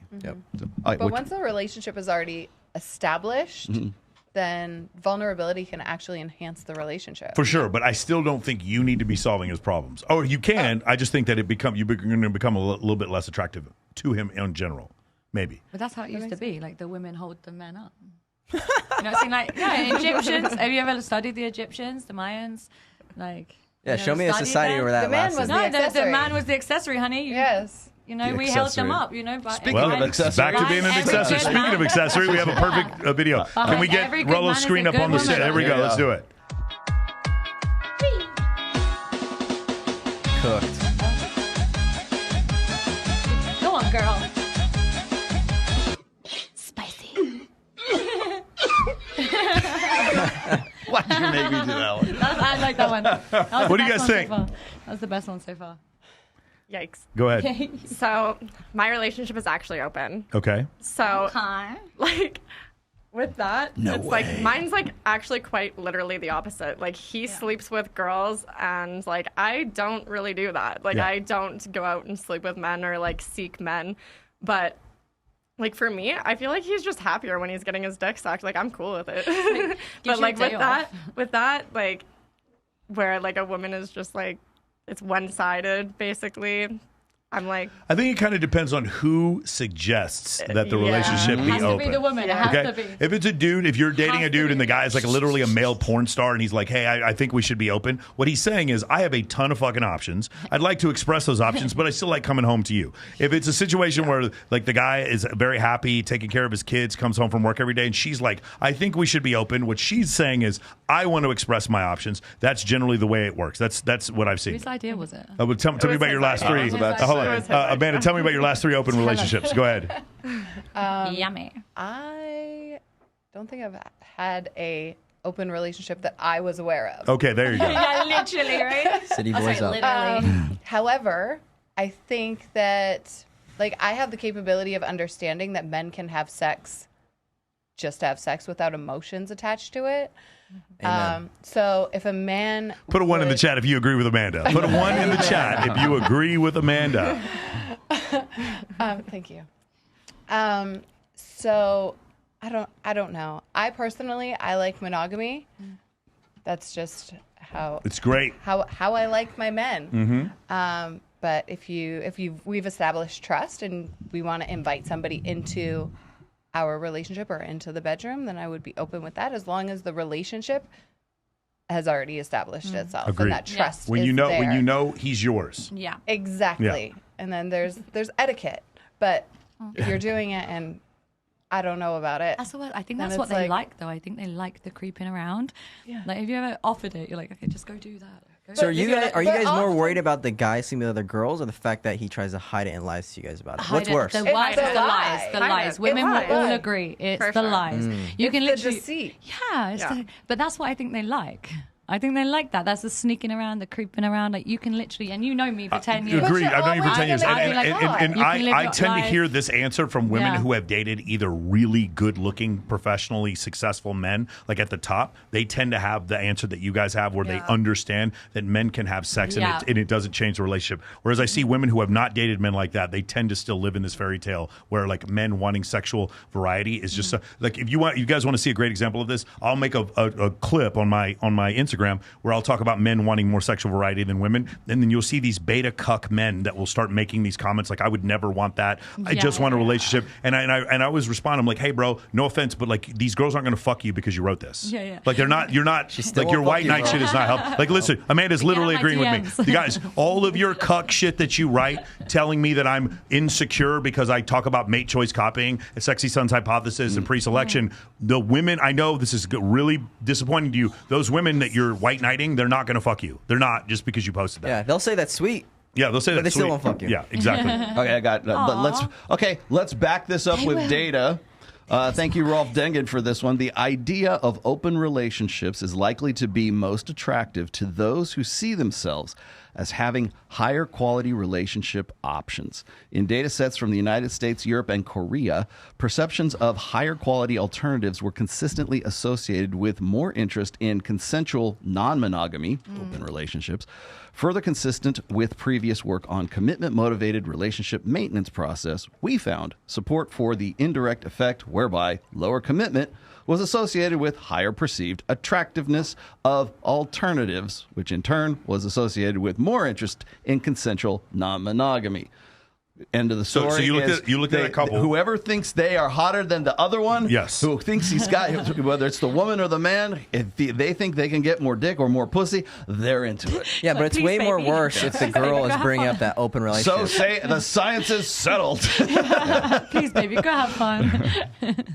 Yeah, beautiful. Yes. You want to go to another one here? Those guys never quote studies. Just start clipping. Just post whatever videos. Because all these girls, like, their eyes are all back. There we go. Let's see. Oh, God. This one's great. Which one? My bills are your bills. Okay. Play whatever. We got a ton of them. Let's see. We got 12 videos. My bills. Here they go. Okay, here we go. God, this is funny. Anybody trying to date me, my bills or your bills? I don't care whose car it is. You're trying to date me. You're trying to take a load off of me. So my car is your car. You cover the bills. Simple. You're trying to date me, so my bills are your bills. Period. Baby girl, you're not fine enough to make these type of insane demands. Actually, you're not fine at all. You are a whole lot closer to ugly on the scale than fine. I'm not gonna call you ugly, but I'm pretty sure the only person that's ever called you pretty is your mama. The You Need a Better Mirror award goes to this snuffleupagus stunt double right here. There are 8s and 9s and 10s who cannot get a man to pay for all their bills to try to date them. And you gonna say this shit? Hell, you need to pay somebody to have lunch with you. You need to pay us to watch this video. I want to say, shout out to it's Dave Martin. He actually tagged me in that, so I wanted to post that. Anyway, I thought that was really funny. One of the situations is like when you hear someone say that, like for women, they're like, yeah, go girl, that's right. They're going to encourage each other when they hear it. Very similar to, is Lizzo attractive? What she's saying is utter and complete delusional nonsense. But the point, you know what? I shouldn't say that. What she's saying doesn't work. That's a better way. I've made a commitment to myself to not say things are good or bad. What she's saying does not work. But the reality is, if a man went on there and be like, hey, listen, you guys just need to understand, I need to have sex on the first date. You need to come take care of me. I can go see whoever the fuck I want. I don't know. If a man were to express his same preferences, that would be considered toxic. And it would be Canceled. it would be taken off TikTok. It would be taken off TikTok. You wouldn't make it on Twitch. You would make it. It's just really interesting. Like, why is that the case? And part of the reason why that's the case is where he is saying she's not attractive, there's still so many men at the bottom who have no options with women that to them, they'll still take her. Yes. And so what she's receiving is right swipes on dating apps and attention from social media. And she's conflating that with high status men willing to give her commitment, in which case she has very little, because the point of her making that video was not to let you know that she needs you to pay her bills. The point of that video was to let you know that you need to know that you need to know. Like, she needs you to know that she needs you to know that she needs to pay. I mean, the whole point of that video was attention. She wanted attention to let you know how attractive she thought she was. That's what a viral video is, though. Exactly. Yeah. Beautiful. Anybody else have any thoughts about that? Did you want to pay her bills? No. No? What is she bringing to the table? Well, the thing is, guys would be mad at what she said. Guys are mad at what she said, but the reality is, there's simps behind her and white knights behind her That's my point. who are funding her beliefs. Women are societal creatures, and if society is a bunch of fucking simps and simp ideologies, dude, that's what's funding the OnlyFans and all this other bullshit going on. It's the fucking simps. So guys get mad at girls, but realistically, if no simps existed, you'd be broke. It's just reality. What she's saying doesn't make me mad. What she's saying is, like, as someone who would pay my wife's bills if I was married, 100%. If I were to do that, to see her say that seems outrageous. Just for me personally, it just seems outrageous that she would ask for something like that. Amanda? I think. Put a 2 in the chat if you want to pay Amanda's bills. Put a 2 in the chat. Put a 3 if you want to pay Delia's bills, and a 4 in the chat if you want to pay Zoe's bills. Go ahead. If a woman is able to pay her own bills, and she's going to date her equal, then the man should also be able to contribute and take care of her with the ability that she can still pay the bills. You know what I mean? If it's a dependence, then that might be a different factor. That seemed like a dependence to me. That seemed like that woman. Yeah. But she was in the supermarket. She was buying her own food. No, she wasn't. No, she wasn't. She was getting Venmo'd. She's getting Venmo'd by some fucking dude. No, she's getting cash out. But also, if that's her environment where she has people paying for her bills, and then any man that does enter into her life and wants to date her then needs to take on the role of all of these other men that are fulfilling those needs. Yeah. That's how it gets as well. They're like, quit your job, quit this. You're like, so you want me excuse me? You want me to be broke? Yeah, like, who paid for your potatoes, Daniel? Choke on it. She's walking through Costco. Yeah, literally. I got a related. Here's a related one. Let's do this one real quick. Set me up. There you go. What should a guy spend on a wedding ring? Well, given that it's a wedding ring, that means we'd have to get to the point of getting married, and I won't even entertain a guy if he doesn't drive at least a $300,000 car. Not to mention, if we do get to that point, the ring literally has to be someone's mortgage. Right, yeah. So you want a guy with a lot of money? Are you kidding? If it's not Bill Gates, I'm not marrying him. I guess it's valid. Baby, this kitty makes more money than Bill Gates, I'll tell you that. Bill Gates, though. She has to throw out the Bill Gates card. That wall's going to hit hard. Bro, it's just crazy. So a mortgage payment or a whole mortgage? Can I ask you something? How much is your Lexus worth? Oh, my shit is probably not even worth fucking 10 grand now. Yeah. For those of you who don't know, this is and I do this because I'm about 18.5 in the Camaro. So I do this to piss people off.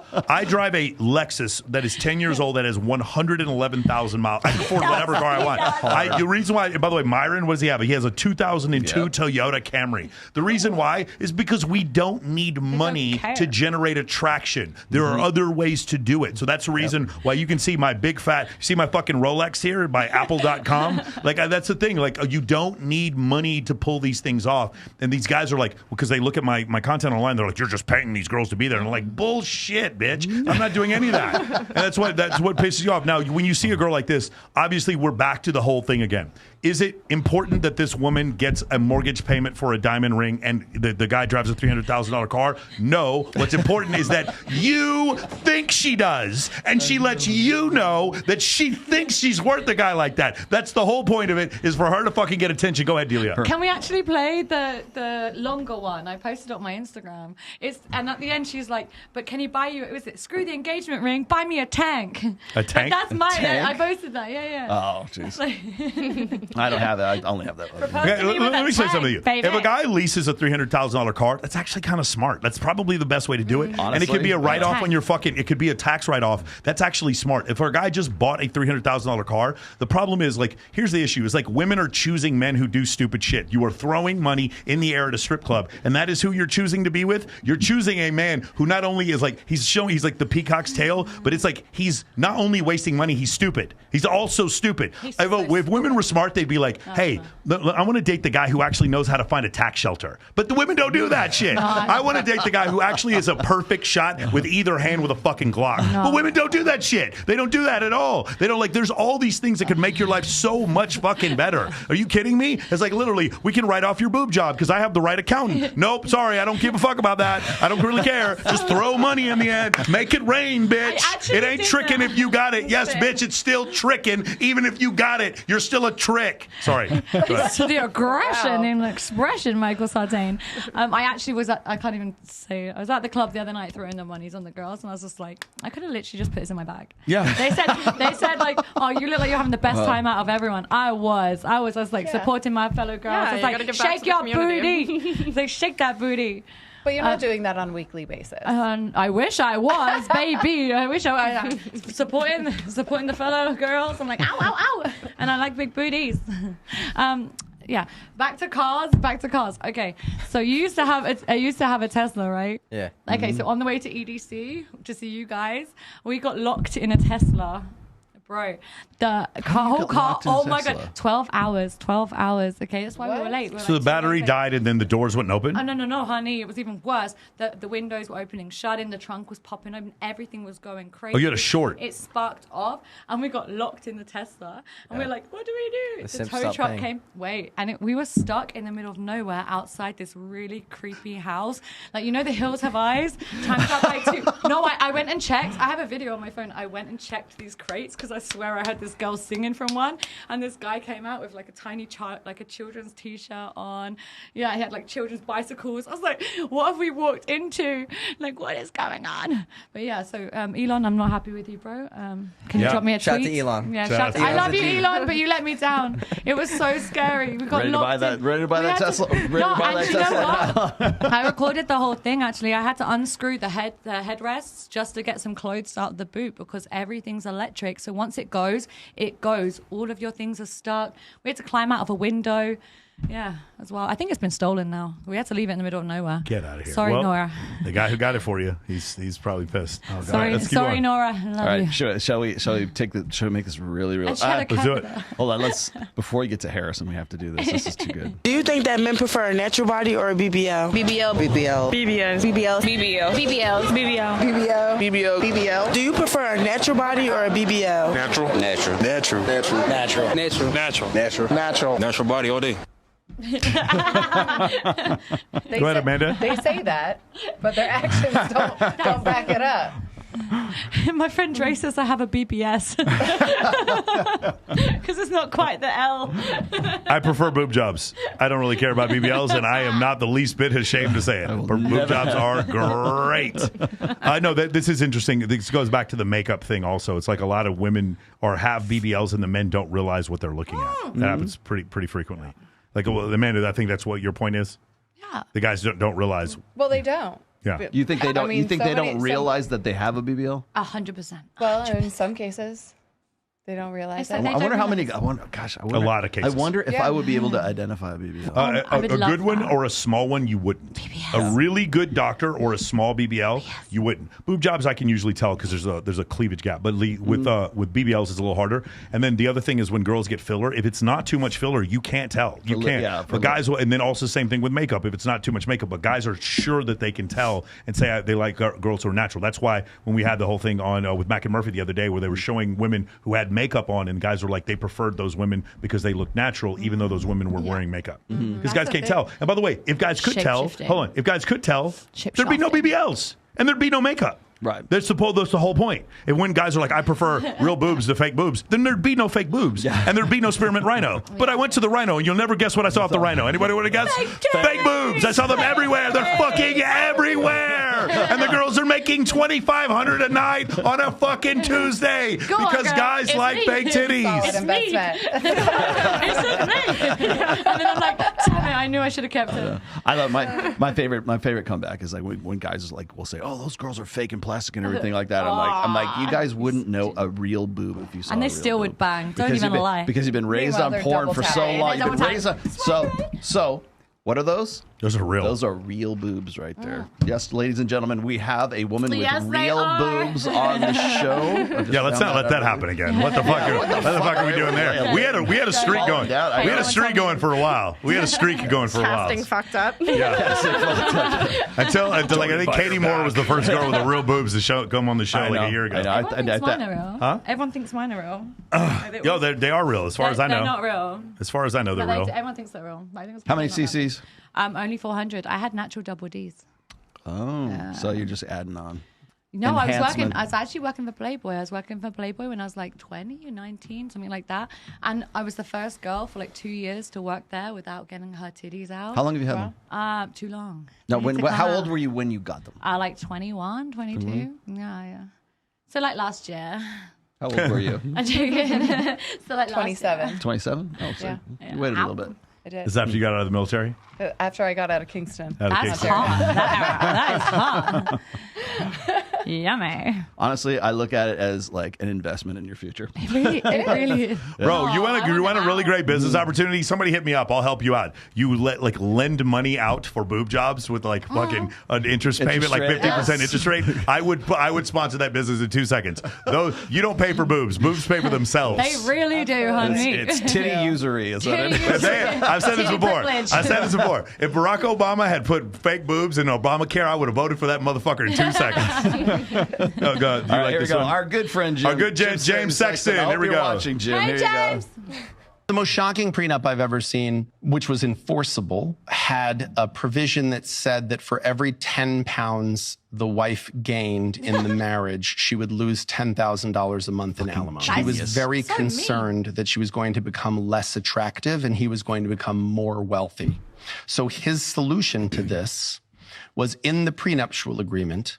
He wanted a clause that said if they divorced, she was going to get like $70,000 a month for alimony. But for every 10 pounds she gained from the date of marriage, she would forfeit $10,000 a month worth of alimony. And it was designed to sort of create an incentive that she would remain thin. And that was enforceable, meaning they tried to challenge and set aside that provision. And the court said, this is a disgusting provision. I don't know why you married this person, but it's enforceable. It's a contract. You signed it, and you had a right to sign it, and you agreed to these rules, and they may be ridiculous rules, but you agreed to them, and you have a right to do that. I think it's a kind of love. I think it's a form of love. Is it a form of love I'd be interested in? No. I think it's very shallow in some ways. There's something very honest about it.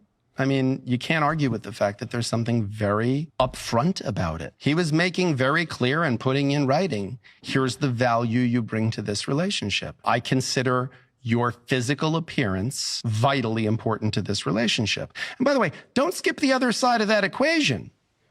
She was going to get $70,000 a month. That's a very impressive number.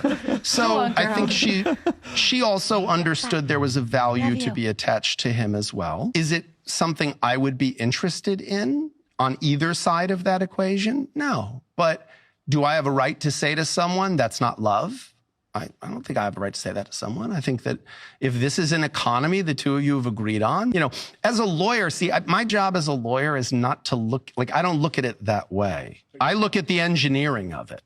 So if I'm representing her in that transaction, all I could think is, okay, so we're going to want her baseline weight to be as high as possible. So I'm going to want her to have pennies in her pockets at the day we sign the prenup, because you'd have to establish a baseline, right? Because if you say gaining 10 pounds, you'd have to establish a baseline weight on the date of the marriage. So if I'm her, I want that to be as high as possible. So I'm going to be putting pennies in my pockets and eating as many cheeseburgers as I can before the weigh-in. Now, we're getting divorced.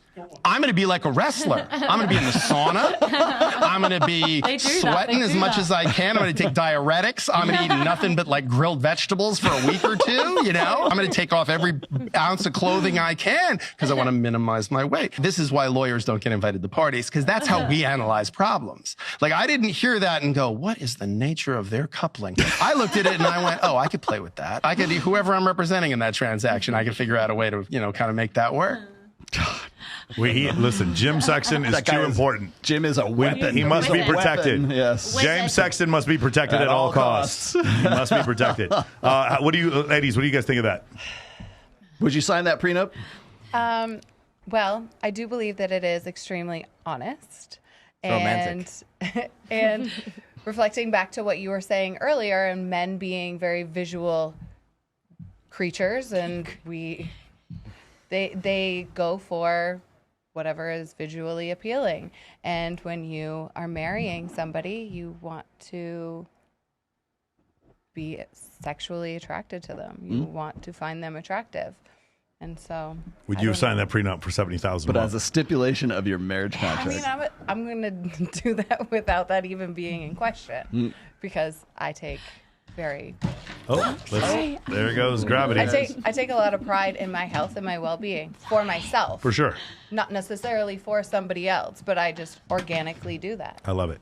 I would have one caveat. I would actually probably go with body fat percentage, just because I was dating a really famous fitness model before my most recent relationship, and she was really fit, so she could actually put on weight, but still her body fat percentage was muscle weighs more. Was super low. Yeah. What do you think? Do you remember that guy who he sued his wife? Do you remember that guy, the Asian guy who? He sued his wife because their kids were ugly, because she had so much plastic surgery. Yes. So this woman had so much plastic surgery that when the kids came out ugly, he sued her because the plastic surgery made her look prettier. Yeah. That's awesome. That was so awesome. Zoe, what do you think? Zoe's like, I'm never getting married. No, I don't speak on this topic. Fat people. I'm very fat phobic, and I'm not trying to get canceled. Hell yeah. I love fat. I hate fat people. Oh my God. But would you sign the prenup? Would I sign it?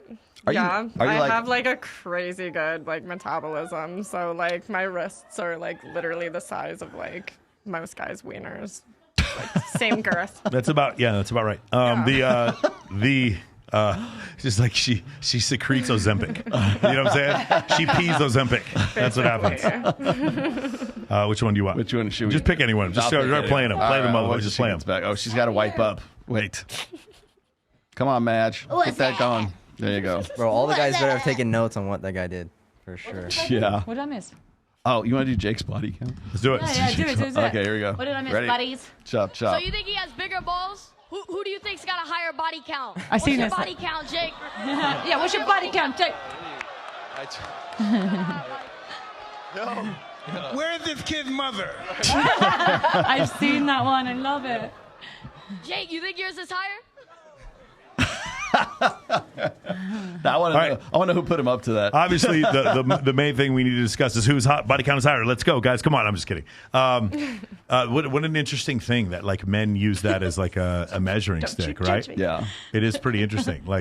That he would come out there and do that, and neither of them would want to answer, even though most of the time those guys just do nothing but talk shit, right? Well, yeah. I can't even believe that fight's going to take place, to be quite honest. It's going to be probably the highest card of all time. Yeah, I'm sure it will. And the funny thing is, I know we wouldn't get here for boxing talk, but it's he is good enough. Do you remember Tyson at the end of his career, like the last 3 fights? It was bad. It was really bad. It was very sad to watch. Very similar. No. Way after biting the ear. The last 3 losses when he was just getting pummeled. Right? Yeah. If you remember watching the end of Ali's career, it was very sad to watch. Sad is the only word I can use for it. I think Mike Tyson being out of the game and not taking those blows to the head for over 10 years and obviously getting on TRT. I wouldn't call it out. Obviously getting on TRT. He is doing an exhibition fight. They do not test for PEDs.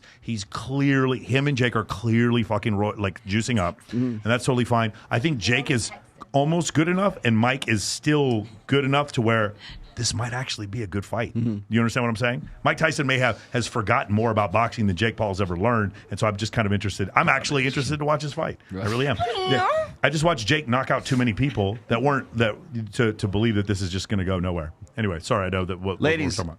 Does body count matter for guys? Nope. For guys. It depends what STDs they have. Yeah, I was just going to say no STDs. Does body count matter? No, as long as they're not carrying anything. Yeah. Okay, so is there a number that if he told you that would be too high? There's no number? No, you can say 2,000 is all good as long as you haven't got too. Yeah. Is there a number that's too low? It's experience. Too low? Test dummy. Huh? Yeah. I like virgins and I like whores. Okay. Yay! Is there a number that's too high for you? I don't think so. Is there a number that's too low? I mean, I don't ask those questions.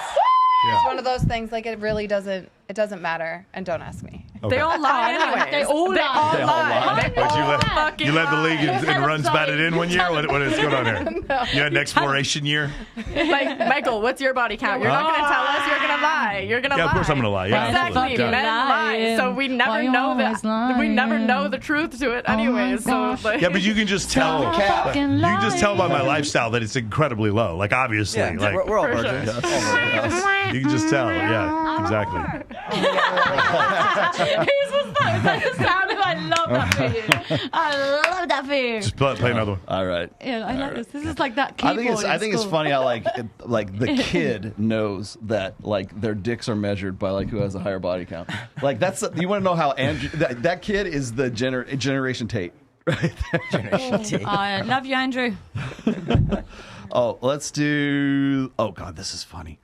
Speaking of vulnerability, I'm on a girls trip and my husband calls me every hour. Yeah, I let the dogs out. That's good, baby. Yeah, Hadley peed and pooped. Oh, that's good, baby. Talk to you in a little bit. Okay, love you. Okay, bye, baby. Hi, baby. FaceTimes again. Hey, I'm ordering dinner. That's good, baby. Just keep amping him. That's good, baby. Leave me alone, baby. That's so true. She's on her way to a dick appointment. Yeah, Would you just let me cheat in peace, honey? Like, why do you keep FaceTiming me? I'm clearly on a girl's trip to have sex with another man. Why can't you just get the fucking hint? It's not that. It's like I feel like a guy feels like they have to tell us. We don't care. No, we don't care I what think you're doing. I think you missed the girl's trip part. I think that the guy is afraid that she's going to cheat. That's why he's FaceTiming. Oh, you think? Yeah, because if he was just calling her, it'd be different. Do? But he's FaceTiming. I thought you were just telling me. I'm telling you that because the opposite. When I travel, a girl will call me and it's always FaceTime. It's never. They can never just talk on the phone. It's always FaceTime. Yeah, us personally, we just fuck other girls. We don't worry about that. That's what beta chumps do. Is they check in all the time to make. They're checking in. So the chick gets used to those calls coming in. So if she's going out getting dick on the side, I might have to turn my phone. But it's inevitable. Yeah. It's inevitable. So even though the guy has that fear and he's trying to stop it, it's inevitable that she's going to leave him. It is what it is. Why are you making this out straight from like one little like? Oh, we know because we know her right. attitude. So she's going to this location at this time. She's going to bang like 10 guys. Hold on. No. There's two opposing forces, and eventually they meet. One of the opposing forces is for some reason she felt the need to go on a girls' trip without her man, and the other opposing force why not? You guys don't. And the other opposing force is his jealousy. And as his jealousy increases and her attraction towards him lowers and lowers, eventually it gets to the point where the relationship ends or she ends up cheating. What? That's the problem. This is why I think we have women on the show, because it's like the men will always go for the women and then the women will always go for the man. It's like, how can you tell that he's not cheating because on her? if you're on the other side, he could be. I need my little Tesla. Because if you're on the other side and you're that dude that she's coming over to, she will say the same thing in front of that guy. So you know, that's how we know. We don't do this shit anymore, but We've been to girls who are cheating on their boyfriends. It is what it is. Dude, I live in Las Vegas. I'm too far down. boring. I've been here for 13 years, living on the fucking strip. I've been here too long He's to basically believe. a stripper. No, I'm just saying. It's like this idea that these girls are not coming here on girls trips to cheat. And by the way, I'll tell you something else. If you have groups of girls, and they're in couples, groups of like couples. If one of the couples gets divorced in the group, the likelihood of the other couples getting divorced skyrockets. It goes up super high. So if you're on a girls trip for a bachelorette party and there's 10 girls and one of them is just going to fuck Chad Thundercock in front of the other ones, the other ones are just like, oh, I guess I'm going to do it too. I guess I'll have a little bit of... Dude, I know girls who absolutely in a million years would never cheat on their boyfriend, but they're on stage. They're on stage with Diplo at XS, and then all of a sudden, they get a tap by the manager. Hey, do you want to come up to the room? We're going to grab all the girls. We're going to come up to the, and then all of a sudden, I've been in the suite there before, and everything's catered. The food is incredible. And I'm sitting there eating food, and I'm watching, all of a sudden, a girl just goes off into the bathroom, goes off into a bedroom or something. And like, for no other reason, this girl would have never cheated, but she's on Molly. She's on fucking stage at XS, and then Diplo's talking to her, and then she's calling him by his first name, Wes. Let me tell you something. If your girl calls Diplo Wes, you have a fucking you are like fucking a minefield in Afghanistan in 1983. You have so many goddamn red flags, bro. Are you kidding me? If your girlfriend calls Skrillex Sonny, you got a problem. You got a fucking problem. Okay. If your girl is going out to the club or out on a girl trip, you're cooked. Yeah. When your girl is responding to Drake by calling him Aubrey, you have a fucking problem. Oh, you're cooked. Okay, you are cooked. Do you think you know Sonny? You know Sonny, don't you? Do you think, ladies? Wes personally. You know Wes personally? Yeah. Let's go, baby. Do you think? I saw a video of him waving a red flag. Do you think that girl's still with the guy after that video? Like, remember, she took the time to make that video and post it on TikTok, and it goes viral because she was that annoyed by this guy. Let me tell you something about social media, honey. She may not even have a boyfriend. I mean, it could be. That is true. Well, not anymore. But she doesn't have one now. But it was oddly specific. If she did it right, she still has a boyfriend. Just gaslight the fuck out of him. Just like streams the whole thing. It's on OnlyFans. That wasn't even about you. It was generic. Let me give you guys watching this. Let me give you a little bit of advice. If you feel like you have to check in all the time, you're fucked. You're just done. Because if that's where you're at, you need a cuddle. You need a hug, baby. Yeah, I had an ex that did He's that. a little spoon, baby. If you feel like you have to do that in the first place, you're already fucked because she's not there with you because she doesn't want to be there with you. So go ahead. So I had an ex that did that, and it was actually a Vegas trip, and he called me to check in quite frequently. One time he called me, and I was in a room with a bunch of guys, and some guy was letting me wear like his Cartier sunglasses and his Rolex, and he like called me at the craziest time, and he's like, "What are you doing?" And I like snuck off to the bathroom. Like, they do check in, and it's like usually for a good reason. Yeah, I mean, you were cheating, obviously. Cheating. I was just No, I mean after that, after the call, you were cheating, is what I'm saying. Not before. Not during. You weren't cheating during the call because you respect your boyfriend. You were cheating after the call. No, I wasn't. Okay, good. I got it. I was during the call. I plead the fifth. I got some super chats here I got to get through. Thrive Alpha again. What are three things that could make a broke, short, fat, invisible guy attractive? Without saying, don't be broke, short, and invisible. Oh, big. Go on. Oh, okay. You're asking me. It's social proof, pre-selection, higher status, really, really good networking, really good alignments with other people, really good social media, some level of creativity on your social media, and some level of competency. Whether that you are a guitarist or a plastic surgeon or whatever, any of those things can trump those things that you just said. You didn't even say anything about like kindness, because you won't date a guy because he's kind and he's unattractive. Yep, just understand women. And when you understand women, you'll do all those things. That's understand women. Perhaps that's why he's invisible in the first place. What do you mean? Because he's kind and nice. You're not invisible to me, baby. Subscribe. I love you. I'll give you cuddles. Oh, how many women here have kids? I have a dog. Me. No. Oh, you have kids? You have children? One. You do? You have one? Cobra. Cobras, that's a sick name. I love that name. There you go. Do you think they are proud? Do you think they are proud of you? Go Air Force. Yeah, I think they're proud of her. Yes, for sure. Yes, I do. Absolutely. She thinks I'm the shit right now. Mommy got her a little Ferrari. We have this talk. I'm the Disneyland parent. Oh, you are? You got her. I thought Amanda was a Brazilian fitness model, Davila Fernanda. Fernanda? I don't know who that is. Do I have a I don't know, but she must be doppelganger? hot. Yeah, I was gonna say. Now I'm gonna have to look that up. She better be. Stop capping. You like Lizzo on my left ball sack. Thank you. Whatever. Why the left? Why the What left? happened to the right, honey? The right one itches. That's oddly specific. So American. Turn on the AC so this bitch will put some clothes on. Thank you. We're all half naked. Which one? I don't know if they're talking about us. Yeah, he's talking about you, That's Michael. oddly vague. Are you going to allow Yes. this? Come on, Alpha. Okay. And let's see. It's far better to be alone than in bad company. Yes, baby. Absolutely. 100%. That's, I got it. That's You I'm done. wise. You're a Awesome. wise Let's do man. another video. Do you have any more? You have any? Should be. Yeah, there's a ton of them. You have supers? You want to get to super? I don't have any. Let's see here. We did the 3 categories of men. Oh, we did loyalty test. Okay, that was too good. Yep. Are these hers? What is that? It's a thong. It was in your closet. That's not possible. Well, whose are they? Nobody's, because it's impossible. Impossible what? That someone would leave them, or you'd forget? Or that I'd find them? Impossible because I've been faithful. Which closet? Which closet? This is insane. You're denying this. Absolutely. The only woman who's been in this place since I moved in is the landlady, and she couldn't wear that as a wristband. Wow. Look, I swear to you. Claire, I swear on all things good and true, I have no idea who they belong to. And the fact that you don't believe me, the fact that we've been through everything that we've been through, and that you still don't trust me on this is quite frankly disturbing. Yeah. Well, in that case, I'll put them back on. They're yours. You passed. You're gaming me. I just needed to hear you say it. He's getting good head tonight. You're that upset. Yeah, I think so. Well, he should make her dreams come true and fuck another bitch. Amanda, would you ever do something like that?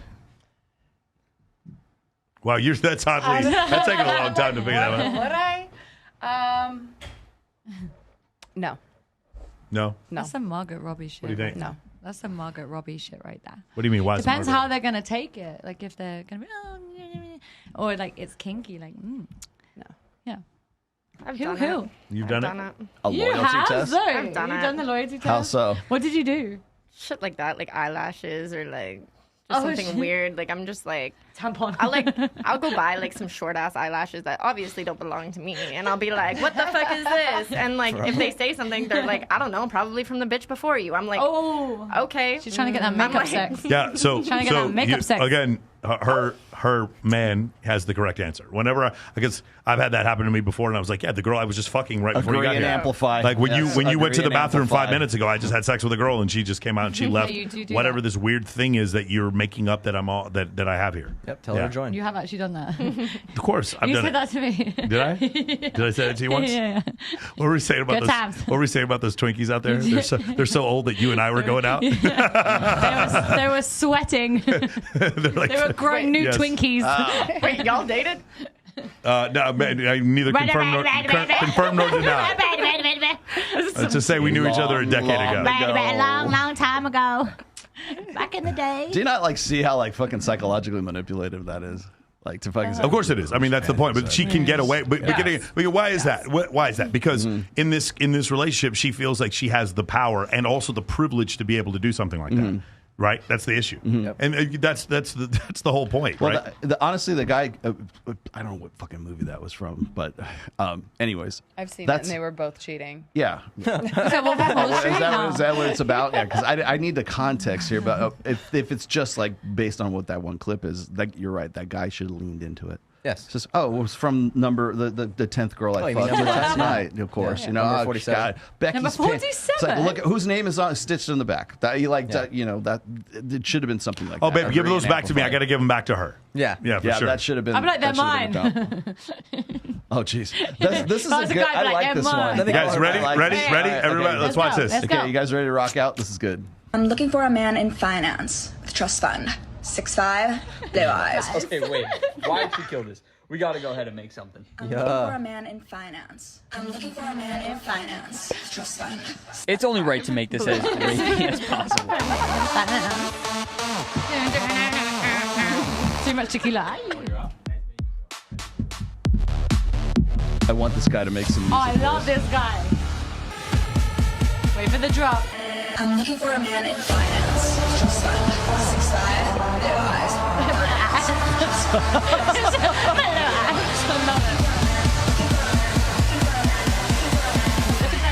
Trust fund. 6'5", blue eyes. You would totally get up and jump at fucking Zoom if this came on. You would. You would. You play the other 6'5" and blue eyes video. I gave you 2 of them. Oh, did you? I think I only got the one. I put that on my playlist immediately when I heard it. I am kind of the time of year. Fucking genius. Michael, did you hear that at ABC I was like doing my makeup on my way here. I was like, I'm gonna look back with blue eyes. Oh, was that the original that came from? Yeah, no, the other one, there's actually a guy who's 6'5" with blue eyes. Give me the link to that. Hold on a second. I'm sending this to you right now. And I didn't even know there was another one to that one. There's another one? The original. 6'5". You know you would start jumping up on it if that I came would, on. but I drank too much tequila. I need a wee. So I'd share that with you all. There you go. You can go. Okay, here we go. Free elf. Wait, Take the before you go, microphone. here we go. Let's see if I can get this one Don't going. make me laugh too much. Put it up on the screen, please. Finance. As a 6'5" man with blue eyes who works in finance, I can tell you unequivocally, you will never date a man like me, a man like us. Because men like us, who are blessed enough to be very tall, very wealthy, with beautiful blue eyes, we would never date a woman who is looking for a man. We only date women who don't have to look for a man, who have never looked for a man in their lives. They're the kind of women who, when they do rarely become single, there is a queue of blokes above 6 foot tall, earning at least 8 figures a year, lined up around the block, just waiting to take them for a coffee. Waiting. And so I'm afraid, ladies, and anybody else posting this song, you are not going to make it. He definitely put that suit on to get in the car and make that You video. are not going Just to saying. make it. Nobody wants you, That's what baldy. it was. That's like that trend where they're like, Get a hair we don't transplant, want her. maybe. All right, here we go. How tall do you need your man to be? Over 6 feet. Okay, 6 feet. How about you? What are we talking about? Height? Yeah, height. Oh, okay, that height. Yeah, like 6 foot's good. I've dated short guys too. I love short guys. What's the shortest you'll go, honey? We love you, short guys. Probably about 6 feet because I want to comfortably wear 4-inch heels. Yeah, how tall are you? You're Nice. hot. Like, how I'm tall are you? 5'8". Okay. So I want to wear 4-inch heels and Beautiful. have my man be taller. Okay, so my question, my question: Ideally. what percentage of the population do you think is over 6 feet tall?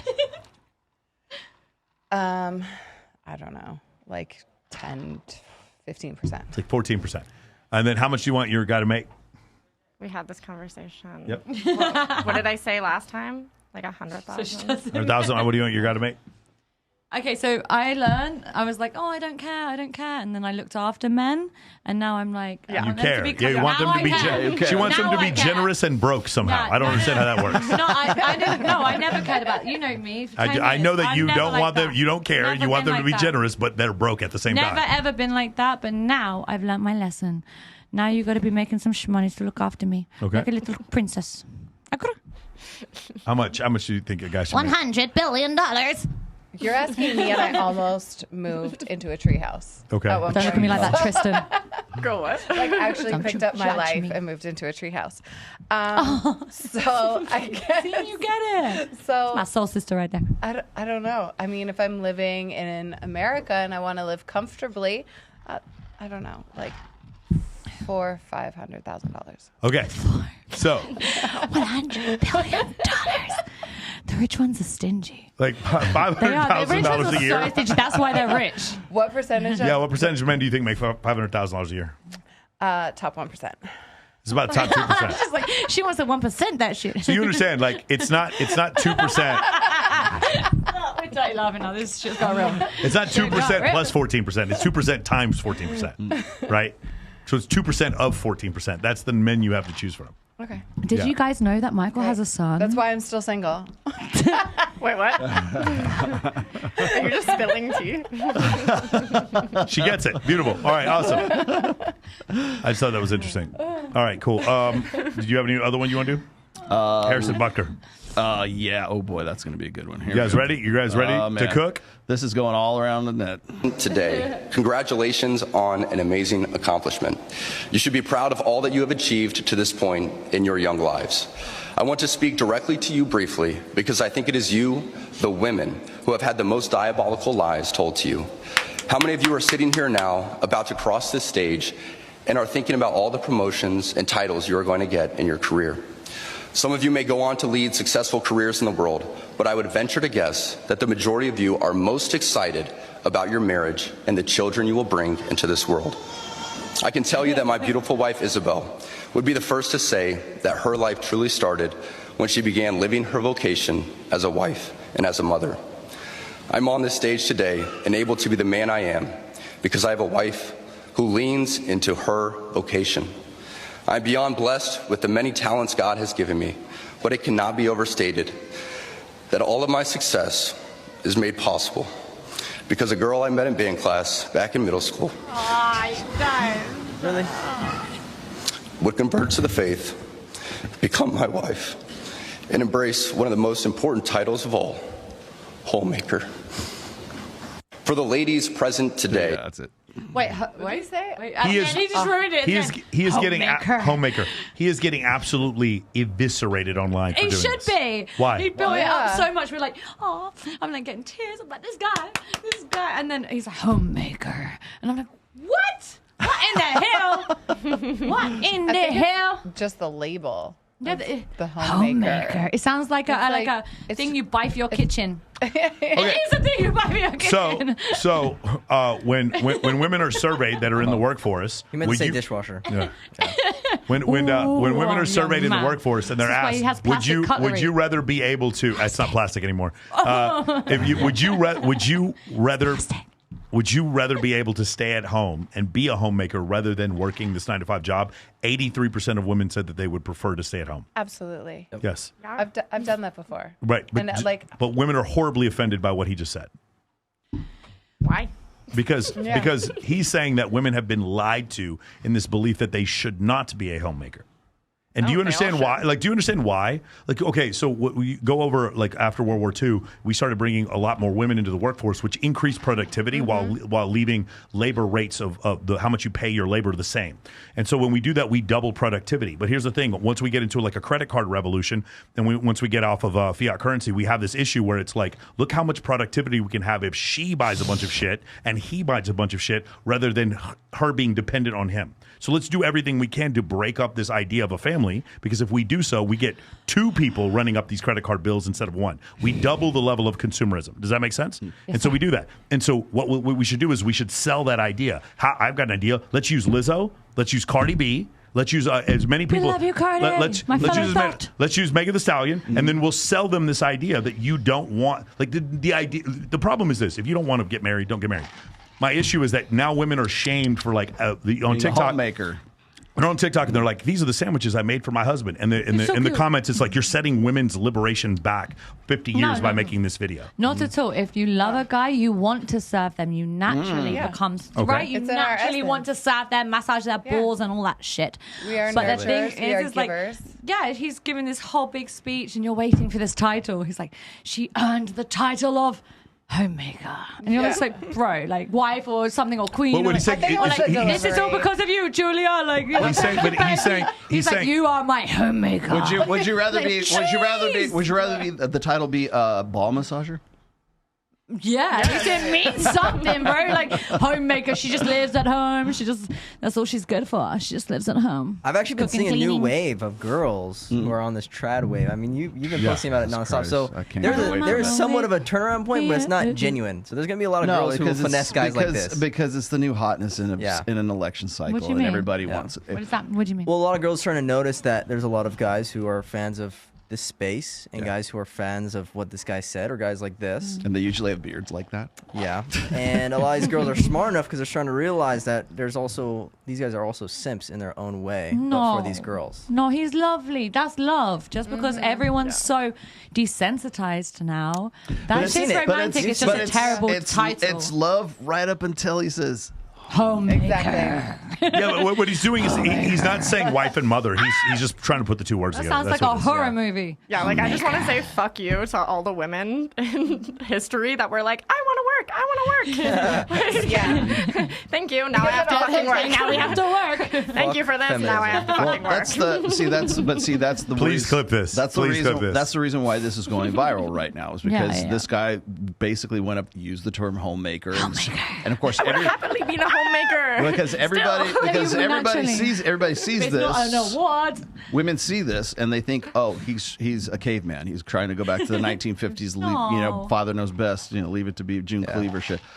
Stop And doing the this. problem is like all he's doing is sort of reminding people of sort of this idyllic, romanticized era that it's interesting to me to see that is so hated still, like right now, is the idea that this guy would be like, well, using the term homemaker. But the thing is, everybody was with him right up until that point. They were like, oh, Yes. he because he's like he's deferring to her. I have such love. He almost cried, right? It's like he's vulnerable. He's vulnerable in public here.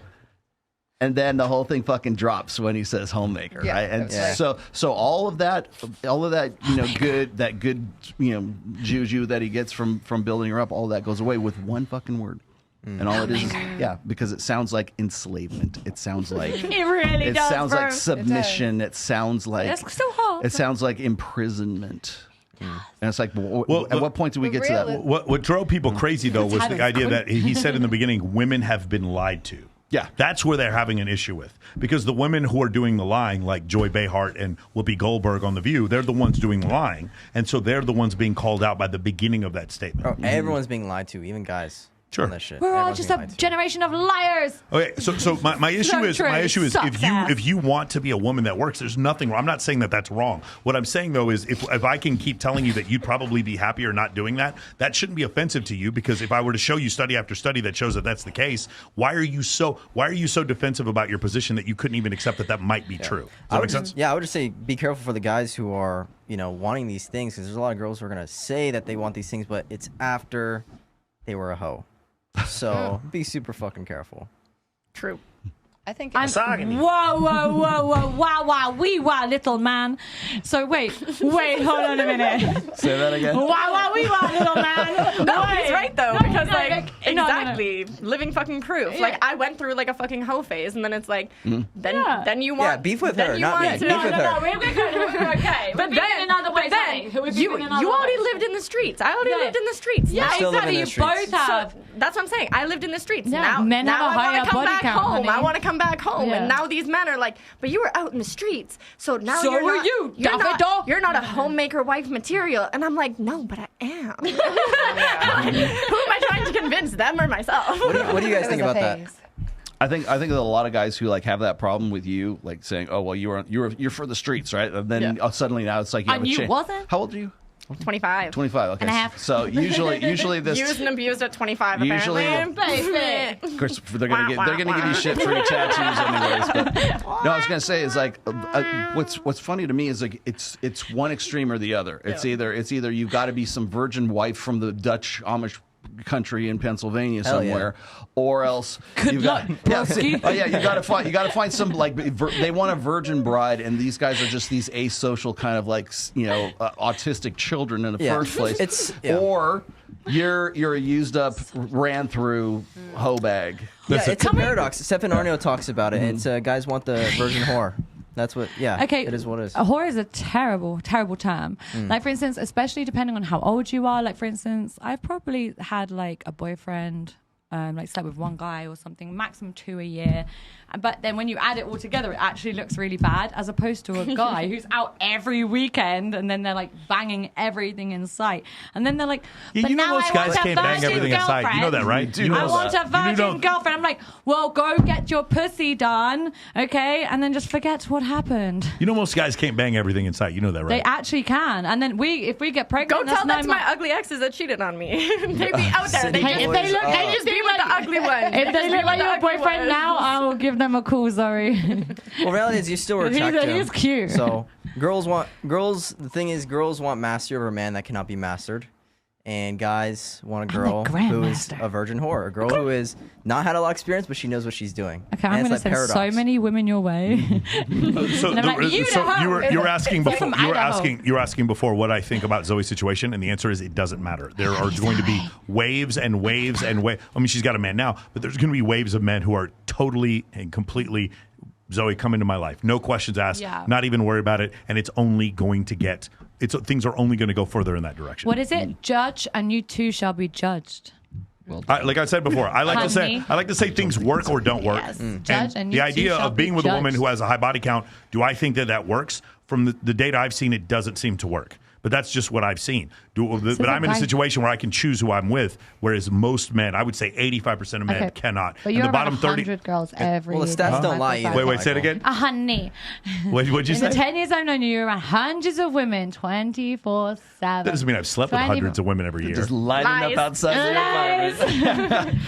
apartment. Michael, this is not defamation. Yeah, honey. You're going to be okay. Not every year. Not every year. Every month. Ideally, I have a question. Ideally, what is a woman's body count that is high body count is acceptable to you? Nice. For me, it's not acceptable. It's not the thing about acceptable or not acceptable. I'm just bringing up data. The one the GSS did where girls, when they separated women who cheated and who didn't cheat, and the women who didn't cheat had like 3.9 sexual partners in their life. The women who did cheat were like at 8.9. So it's 230% more sexual partners for women who cheated. I'm not judging. Like I think 5 is fine, 10 is fine. It just depends on like what where. By the way. There's another study that. Who are these women in Jesus? There's another study from the Peterson Academy. Oh, we're cooked. All the guys are There's cooked. another study from the Peterson Academy where it was like once a woman had 20 sexual partners, she had a 17% chance of being happy in a Did you marriage. look on DuckDuckGo or Google for this shit? I just saw this article. It said that only 21% of men by age 50 have had more than 15 sexual partners. Yes, that's about right. Yeah. More than 15. Guys, you men are terrible, bro. How old are you, Michael Sartain? 46. Okay, and on the average, how many women have you slept with per year? 0 on average. Bullshit. If you were to average out all the years, there's a lot of zeros in there. When I was 1, when I was 2, when I was 3, when I was 4, when I was 5, when I was 6, there were zeros. And you're 21. How many is your body count? Oh, I'm a virgin, man. I knew it. I'm going to answer your question real quick because Hey, I have had this discussion. We've actually broke down the Maya. numbers on Fresh and Fit where we were talking about like at what point, like how many, what's the body count where the threshold is where it's like if it's going to be over 1, then what's the limit? Because usually it's like 0 is like ideal because you're only with one person and like it's usually a religious kind of thing, right? You can be reborn so through Jesus. if you go past that, it's 6 is what it is. According to anything past 6, the divorce rate skyrockets and like marital unhappiness and everything. That's interesting. Yeah, that's Thank you, bald guy. Now, personally, me, it's a different story. Wait, so you had an issue with 6? Go ahead. No, I don't have an issue with 6 at all. But you want a low body count, but then you also want somebody that's going to suck your dick like a porn star. No, you can train them. So are you going to do that? You can train them. That's true. You can train them. Okay. So you're a dick sucking trainer? Is that what you're saying? You can show them what you like. He's a dick sucker. Yeah, the issue is this. Like, I hear women. I hear women use this example all the time. Like the skill set that you need in order to satisfy your man is so easily attainable for any woman to grasp versus the likelihood of you cheating if you've been with 90 guys. Like it's just like the two do not measure out. They're not anywhere near the same. That's the difference. I've been with more than 6 men. Well, it's fine. But have you been with any women? Have you been with any women? Yes. Okay, so you lose one for every woman you've been with. You understand how it works? So by the way, this is something we do on Access Vegas. If you've been with 6 men and 6 women, you're a virgin. We count that at 0. You lose a body every time you're with a woman. One off the list. Okay. I have to do the math. Okay, cool. Let me know later. I'm interested. All right, here we I'll go. let you know tomorrow. Yeah. Beautiful. Since we're on this topic, I had this. Well, I'll bring it up. Let's watch this one real quick, and I'll bring that one back up. I saw this really cute guy at the grocery store the other day, so naturally I followed him to the checkout counter, and when he gave the cashier his credit card, I peeped it to see what his name was. And then I Googled him and found his social media profiles, and I was able to tell that he was single. So I went through his friends list, and I found his mother's page. And then I looked through his mother's page, and I saw that she was a member of this book club that's in my area. So I sent a request to join the book club. So I went to the book club meeting and I met his mom there, and we bonded over some books that we both liked, and she just thought I was so nice, and I brought it up randomly in conversation that I was single, and she let me know that she had a son that was single also that lived in the area, and maybe it would be cool for us to get together and chat sometime. So I gave her my number, which she gave to her son, and this morning he texted me and asked if I'd like to get together this weekend and do something. So I guess we're gonna go on a date. I'm really excited. That is Wholesome or absurd. creepy? Go ahead. It is absurd. Yeah, what? Keep going. Explain. Explain. That is way too much effort. It's almost psychotic. I agree. Yeah. And you want to know what the funny thing is about the same girl? I guarantee you there are tons of dudes in her life who like her very much and she pays no attention to. And then when she finds a guy that she does like, she puts that level of effort into it. Bro, I feel like there's more guys on think this that's planet valid. who do that shit. Oh, of course. Well, guys have to do that. Yeah, of course. Emotional damage. Holy. Yeah. Emotional But that is next level. Yeah. That's just Like, genuine. how Were you much impressed? time do you really have? You've actually done that. She must be a. Not to that must be a hoe. extent. Not No, to that that's extent. Like, I've been in airports and, like, they're, like, checking in and, like, they'll, like, say the guy's name and I'll be like, oh, he's fine. And, like, that kind of thing. And then go find their social medias from, like, hearing them say their name checking in. But, like, finding the mom on, like, whatever and joining the book club, like, that's crazy. But, like, It's romantic. I thought I So was crazy sexy. with I the got to talk to my airport mom. thing, but- Actually, now that I've seen this, I got to say, Mom, has anybody hit you up recently about our book club? Is anything Wow. any girls come up to you, try to work out with you at the gym? What's Yeah. the craziest thing a guy's done to you, like, to get your attention? Come on, Amber. You didn't hire a skywriter. No, I don't know. I'd have to think about that. Mine had me cyber hacked on every platform. You'll go, Zoe. Because he loved you so much. No, you should do that. What's the crazy? I'll do it what's for the you, craziest- Zoe. What's the craziest thing, Zoe? Yeah, come on, Zoe. Give it to me. I don't know. Guys do crazy shit with me all the time, but like I What encourage it. But hold on. You definitely do. At the same time? What's Bo Like done? all the guys at the same time? Yeah, like I the same damn time. I don't know, like for like my first attention or like after the fact. First attention. First attention? I don't know, nothing crazy. Nothing crazy. Not like that. It's like midway through the relationship, they're like, I need your attention back, please. Showing up at my house with rifles. I'm like, you have my fucking attention. What do you need? The police. You need the police, Zoe. Did you go at it with him anyways? I might have. Just bring your gun. I was like, please. Do you like when guys are like super obsessed? I do, to a degree. Not like you. You remember the program? Talking to the mic. Sorry. To a degree, like I want to know that you're interested in me. Yeah. Not, okay, I'm going to talk to you, and then I'm not going to talk to you for a couple of days and hope that builds some suspense. Like, that's just not the game for me.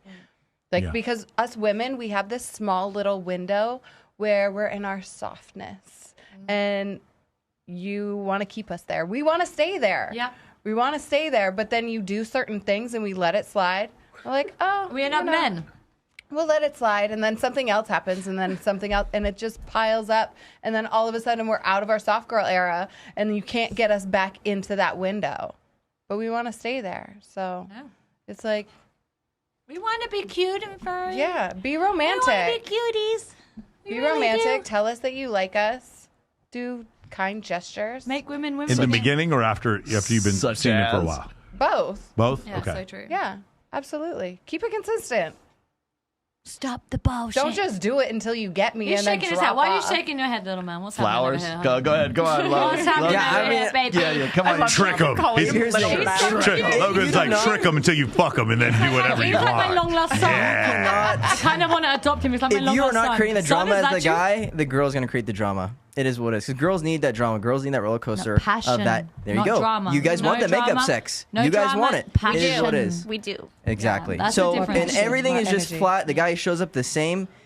Dude, it becomes boring, it becomes predictable, and your guys' pussies are like, okay, this is Perfect the same is shit. boring. Your guys' pussies, they do you talk guys to? also not want? Yeah, pussies talk. Come on. You guys also want to make up sex? No. We want a beautiful woman to just fucking make our lives peaceful. No. Because I'm trying, bro. No, I am it trying to get feels that. so I am much trying to get that better. fucking bag, and I need somebody to just not make my life hard. Make my penis hard, not my life hard. And That's if what I you're- want. If you're a busy guy and you have options, No there's going to be shit, times bro. where you do not text Oh, back. And there's going to be times where you don't call her. Cannot And there's gonna agree be times where you don't do more, this bro. or If that. you just like understand my work, my workout, and my sleep, I am trying to get this business to fucking 8 figures, and I have 40 people who work for me. But I do men not do have time for this shit. I don't Men have. I do don't that. need any drama. And maybe it's because I'm 46, but I don't need any fucking drama. And what you're saying is correct. I don't Yeah. use the word drama. I use the word tension. Correct. Yeah. There needs to be some tension. I need to be able to pull back a little bit. Yep. So that you show me that you like me, and vice versa. She can turn it into drama, but I'm not going to turn it into drama. There is going to be some tension because it's. But, dude, I did 11 hours of calls yesterday. 11 straight fucking hours. I You need a peace. secretary, bro. You're not lying. I need Hello, 5 Michael of me. Sartain's I phone. need someone out there want to AI me so they can answer my calls. I'd appreciate it. Phone. Adding to what you just said, and like women will, because we're emotional, we will create a little bit of drama. Mm-hmm. But there is something so fucking sexy about a man that can recognize that and recognize that when we're being extra. And it just fucks you. Yep. No, What is and with you and like, sex? And just calls you. Maybe that after the Calls you fact. out for it. But calls you out and like soothes you and is like, hey, like I know what's like. Tell me what's really going on. Yeah. And creates that safety box, and then you can have sex. Yeah. My son, Awesome. my son is about to punch me. And then you can have the sex that you thought you weren't going to have because you're going to break I up. love Zoe's like, why are you wasting time? Let's just fuck. Why are you wasting my time? Why are we not getting to I that really part? have a man's mentality. I'm just I'm so horny. Why are we doing this? Why are you talking? But you know what? When we Why are you telling me how you feel about me? That's Let's go. actually you know what though? When we are like this, that makes them very feminine. They become the ones like wanting drama, and you're like, leave me alone. Yeah. Isn't that true? That I'm in the corner like, we just Go make boom, boom, away. let's go. Yeah, I just think the difference is if you have ever been with a dude who legitimately has like the world on his shoulders with other things and is successful, we just anything but the drama. But that's man. why you need Anything. communication. Anything but the drama. Hey, guys I'll can- say, yeah. when I Guys was can 22, replicate it. I was down with a little bit of drama. Dude, at 46, bro, if you get in the way of my sleep, I'm sorry. No disrespect, but you can please fucking leave. I love you. Leave right now or go to sleep now. I've got so much work to do tomorrow. That's it. That's just respect that. Yep. If you don't respect that, let's just kindly, mutually just fucking move on because this is not working. And a lot of girls are like, oh my God, you want to go to bed because you don't like me. And I'm like, if you can't hear, that means you're not hearing me. You're not hearing me. You don't understand. If I'm like the lifestyle that you like that I can provide comes from the work that I do. And if you get in the way of that work, that means you don't respect me. Yep. That's what that means. It means you don't. And if I have to tell you 6 times that the reason why I can't be there at this time is because I have to work, if you make me repeat myself, that means you don't respect me and my work. That's the issue. And if you want me to choose between you and my work, that tells me you really don't love me and you don't respect me. Yep. But if you are an asset to that, then that's the woman who gets the baby and the fucking ring and the house. Yep. When you can be an asset to the fact that I'm going to build an empire, and you want, it's almost like my wife is going to be an executive in my company. Not formally an executive, but she's going to be like an extra. She's going to be the chief peace officer, CPO, chief peace officer. When she can do that, then that's when you get the ring. 100%. You want a ring the size of a mortgage? No fucking problem if you bring me peace. Yep. Exactly. I don't want peace. I want problems. Sorry, I just really love that meme. I really love that. I mean, that's why pickup bars teach guys how to just ignore girls for a few hours and create that drama. But I hate that It's shit. stupid. Just become actually busy. Right? Be actually high value. Do So some cool shit. premeditated, right? Yes, bro. Go travel. Go do shit. Have Go hang out with your your boys. job be the other Yeah. woman. Yes, bro. Yes. Like, have a fucking life. Like, a lot of these pickup bars that teach guys how to do this shit. Yes, it works, but you could kill 2 birds with one stone by also being just successful. Yeah. It helps, like, if you're trying to develop this I don't give a shit attitude, it helps if you really don't give a shit, you know, instead of just trying to come up with some bullshit that, you know, as a front for it. I got one last thing before we run out of time here. I got this last one. I wanted to run this one by you. This is from Dr. Jeffrey Miller. I think you're familiar with him. All right. So this is from This is from a recent video of his. I'm not going to play the video, but I'm just going to read this quote so you can get an idea. And I don't know why Jeffrey Miller has such a hard-on for red pill guys, but here we go.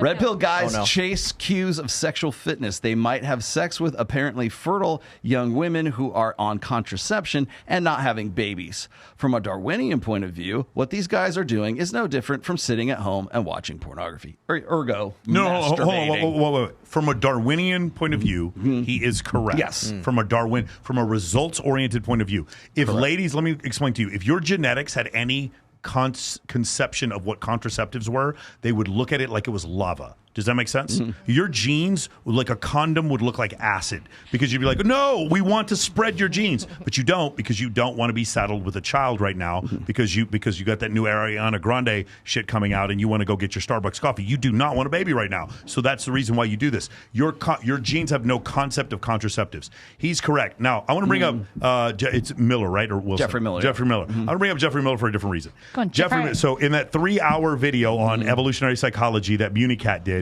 she keeps going after Jeffrey Miller, and the reason why is because his personal life is very much low-hanging fruit, and I want to express this. Just so everyone knows, he's almost an evangelist for polyamory. He is yes. Okay. Now, while he is an evangelist for polyamory, he's not saying that his evolutionary psychology studies have led him to polyamory. He personally likes polyamory, and what's happened is it's the same kind of situation.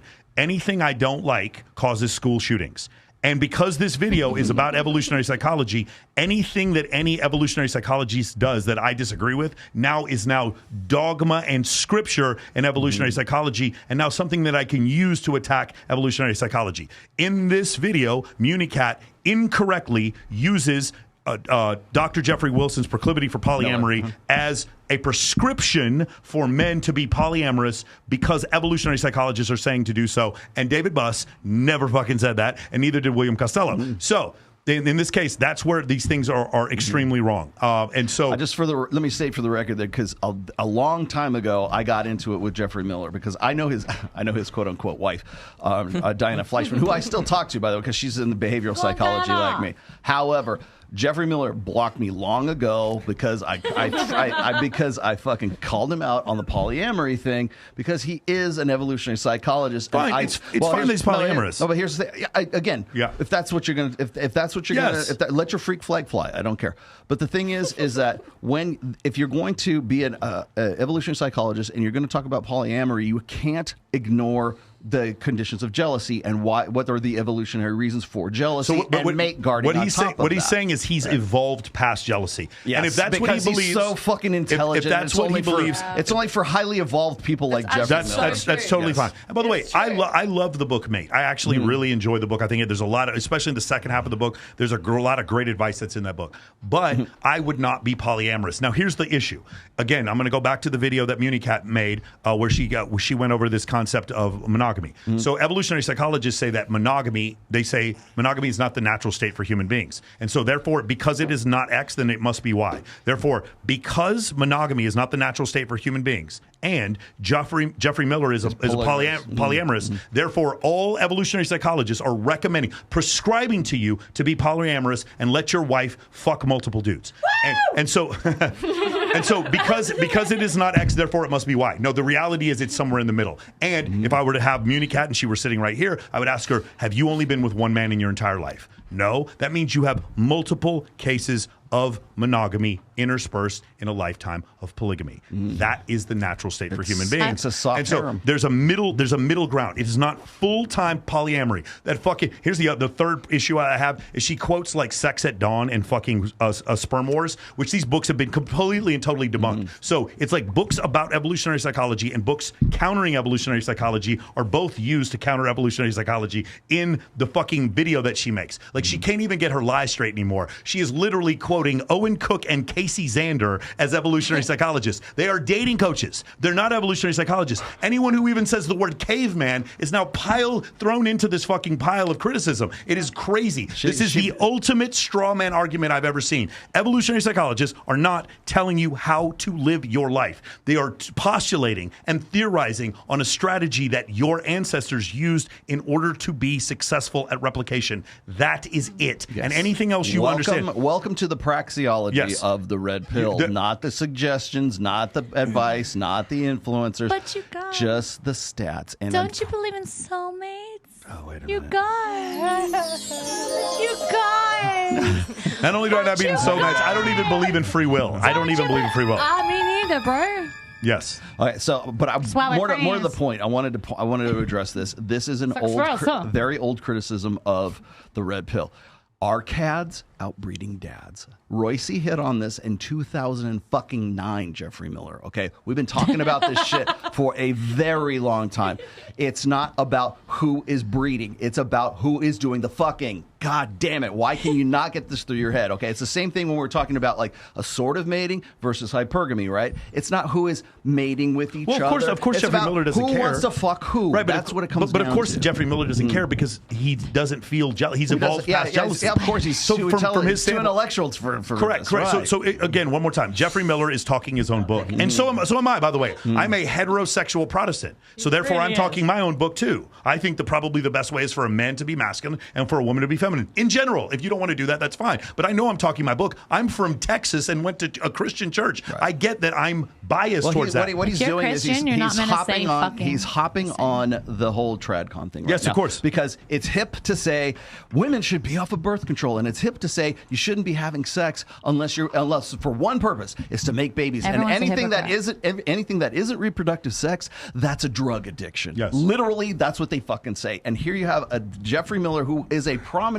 evolutionary psychologist jumping on the new hotness, which is basically saying, these red pill guys are because those red pill guys have the secret sauce so that they can go fuck random bitches like with impunity, right? And it's like, no, that's not how it works. And then second of all, again, it's not about who's doing the breeding. It's about who's doing the fucking. So the amount of game and the amount of status and the amount of achievement and the amount of effort that it takes to actually pull this shit off, skyrocketing. The amount of effort and the amount of effort it takes to get one chick and then breed with that one chick, nothing. Yeah, that's why I don't like the TradCon advice to guys. It's like, bro, you need that XP of talking to girls instead of just because he says it's equal to have sex with the girls on birth control and jerk off and watch porn. It's not equal, bro. You're getting XP. You're getting experience. Yeah. You're building confidence. But you're becoming more dominant. The reason he brings that up and he says, if you're having random meaningless sex, it's just the same as pornography. No, it's not, dude. If you understand anything,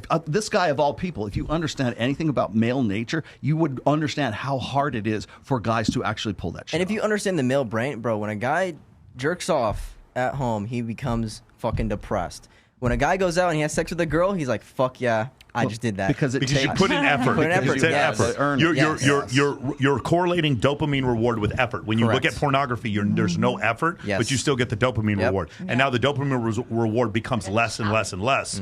That's essentially what happens. Okay, so I mean, that's it. Jeffrey Miller's talking his book. I'm talking my book, and Municat's talking her book because she's politically progressive. She's a liberal, and liberals hate evolutionary psychology. But the one thing I am happy about this video is that evolutionary psychology used to be this like bastard stepchild that nobody knew about, and now it's finally made it to the mainstream. And now people can actually see whether or not some of the things are real. These lies that she says about these are not replicatable studies, that's not true. They are replicatable. There's probably more replicatable studies in that one field of psychology than almost any other field of psychology, especially when it comes to parental investment hypothesis or it comes to things like dual mating strategy. There are so many replicatable things that have happened before. And so the last thing I want to say is this. So when she talks about people making podcasts, she says, incels making podcasts. So I have bad news for you, Municat. Believe it or not, I am not involuntarily celibate, and I can prove it. And neither is Rollo. He's been married for 27 years, and neither is Myron, and clearly neither is fucking Fresh. Yeah, and neither is Andrew Tate. And neither is Andrew Tate, who has multiple children, and neither is a Richard Cooper, and neither is MLD. None of us are incels. What you're saying is not an Justin opinion. Waller Justin Waller is not an incel. What you're saying, Sterling Cooper is not an incel. What you're saying is categorically incorrect. In fact, I can't think of a single guy who started a podcast. Not David Cooley, not fucking Marquette, Brian from whatever, not Brian from whatever podcast. I can't think of a single one of them who doesn't get laid and have options with women. So what you're saying is categorically incorrect. It is not. It's so incorrect. It's the opposite of correct. In fact, I would challenge you to find one incel that you're talking about, because I can't think of a single one. Well, I've just come to the conclusion that a lot of these girls online who talk shit about guys like us or guys who create content like us, the reality is they don't want guys knowing this stuff. Because when guys know this stuff, they get the leverage, they get the power, and guess what? They don't have simps supporting whatever their lifestyle is. No, instead that's just the being reality. the women. Well, no, AI. I've just come. That's just the reality. The biggest girls who talk the most shit on guys like us are the girls who have a fuckload of simps behind them supporting their lifestyle. Yeah. They hate the fact that we're waking those guys up. Yeah. You call it waking up, but I think it's just such a sad generation, bro. It's like what you said. Oh, you be yourself. That's actually how I feel. Surely, I'm sure you guys feel like that. Just like you should be able to be yourself, and the guys should be able to be themselves too. With you and me, instead of everything being so premeditated. You could be the worst version of yourself, and guys still will smash. Yeah, but that's so true. Delia, I really agree with you. I'm at my worst. Take me or leave me. You and I have been friends for 10 years. I can be myself with you, but we're not dating. That's the difference. Yeah, but in order for me to get a girl, I have a burden of performance that I have to. Yeah, but I have to be my best for you. I've dated some amazing guys. But one thing they've always said is I can be myself around you. And actually, the reason I do that is because I want to be able to be myself. Game. That is game. No. Because Riz. I can be myself. That's what I want. If you can't let me be myself around you, then you can go. Like, you're meant to compliment my life, not give me drama or stress. Exactly. And I don't know if that is the masculine energy in me or if it is just because I'm a certain age and I've had a lot of drama. I'm like, come on. Sometimes incredible. You want a man to be a man sometimes. I don't care if you want to cry, baby. I don't care if you want to go bang whoever. Cordelia. Yes, my sexy long-haired seal. I have a experiment for you. Let's do it. What I would like you to do is when you go home and you go to your OnlyFans, I would like you to say how many more subscriptions you have after this show I'm than you not had gonna lie. prior to this show. I was cyber hacked recently, 7 months ago, so I have not had How OnlyFans dreadful for a long for time. you. No, it is. 4 businesses, 50. I had to remake email addresses over the time. And actually, it's one thing I wanted to mention on Bloody the show. hell. Stop it. Just stop it. Stop flirting with me, you long-haired freaker. You do the American accent, I'll do the English accent. Okay, baby, let's swap. Let's swap. Have some tea for me. Okay, give me the tea, spill the tea. Silly butt. But honestly, this is what I wanted to talk about, is cyber hacking as well. Like, people don't understand how serious this is and how serious it's becoming. People are learning for $10 online. So people that you call simps aren't actually simps at all. They're nerds. I'm a nerd. I love nerds, yeah? I love nerds. But they're learning for $10 how to hack the girls now, right? So you're getting everything done, your bank accounts, your businesses, your Instagrams, like you name it, they hack it because they literally want to be like so close to you, and they're like, incredible. If they can't have you, no one can have you. And they're learning for $10 online, bro. $10. I hate to say I'm going to agree with this because This is so true. Because here's remember we've had dangerous. this conversation before where we talk about how we have this Lost Boys generation that Yeah. they don't have any purpose, they have no motivation, they just sit at home and jerk off and eat pizza and smoke weed and play video games and everything like that, right? But I disagree. Yeah, me too. I think Generation Z boys, men, So smart. smart, but definitely motivated. They are absolutely obsessively, compulsively motivated to fuck with you. Yeah. To find some way to find your picture and just make say money from you. And the most minute fucking detail to give you the most shit that they possibly can, because once they hate you, you've given them a purpose. If you guys could spend all that time and energy that you use to lie about me to actually build a business, you guys would all be millionaires. Amen to that, honey. And speaking of which, yes, let's get us out of here. So true. All right. Oh, beautiful. Final thoughts. What do you think, Logan? Bro, this shit was awesome listening to this stuff. Girls say some very interesting things, so it's good just to listen and see what they say. You know what? We both men and women, we have our evolutionary adaptations that we have, and sometimes they're not quite in accordance with reality, but they're adaptations that we have to survive. That's the reason why we have them. Yeah. And when you recognize that, then it takes the hate out of it. Like, I understand that a woman is going to pick the best that she can because she wants the best for her children. When I'm married and I have kids, the fact that my wife wanted the best for her children it seemed like it was selfish when I was picking her, but now it seems fucking awesome that she's protecting my children. So it's a feature, not a bug. And that's we need to look at it from that standpoint. That's I don't. Michael's son. See, I like what you said because I think one of the things is the misconceptions of the red pill is that people think that the red pill, they think that the red pill exists so men will hate women. It's completely opposite. That's what they want. Exists so men will not hate women for what they can never be to them. Yeah, I mean, when you understand girls, you'll just understand, they might say some dumb shit, but their actions tell the truth. That's just reality. They say one thing, but they'll do another. Women vote with their feet.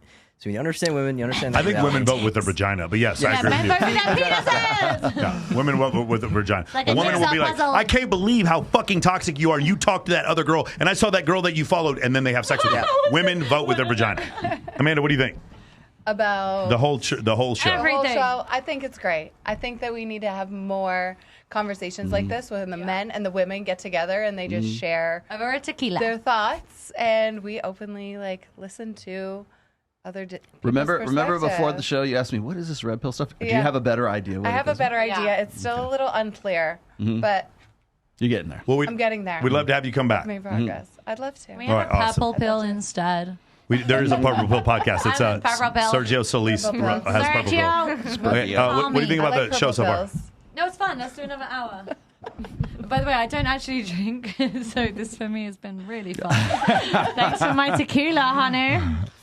No, I actually had so much fun. It's good to get, how to explain it, how to talk about these topics together as one and understand the different opinions. And yeah. Your turn, Zoe. Talk about your sexy stripper boyfriend. I'm not going to do that. Hey, Bo. That guy's gotten enough attention in this show. Hey, Bo. All we talk about is my stripper boyfriend. Hey, Bo. The camera's on me. That's all you're hearing is stripper boyfriend. No, I love coming here. I keep coming back, mostly for the beautiful women that I get to be friends with at the end of the show. And yeah. That's awesome.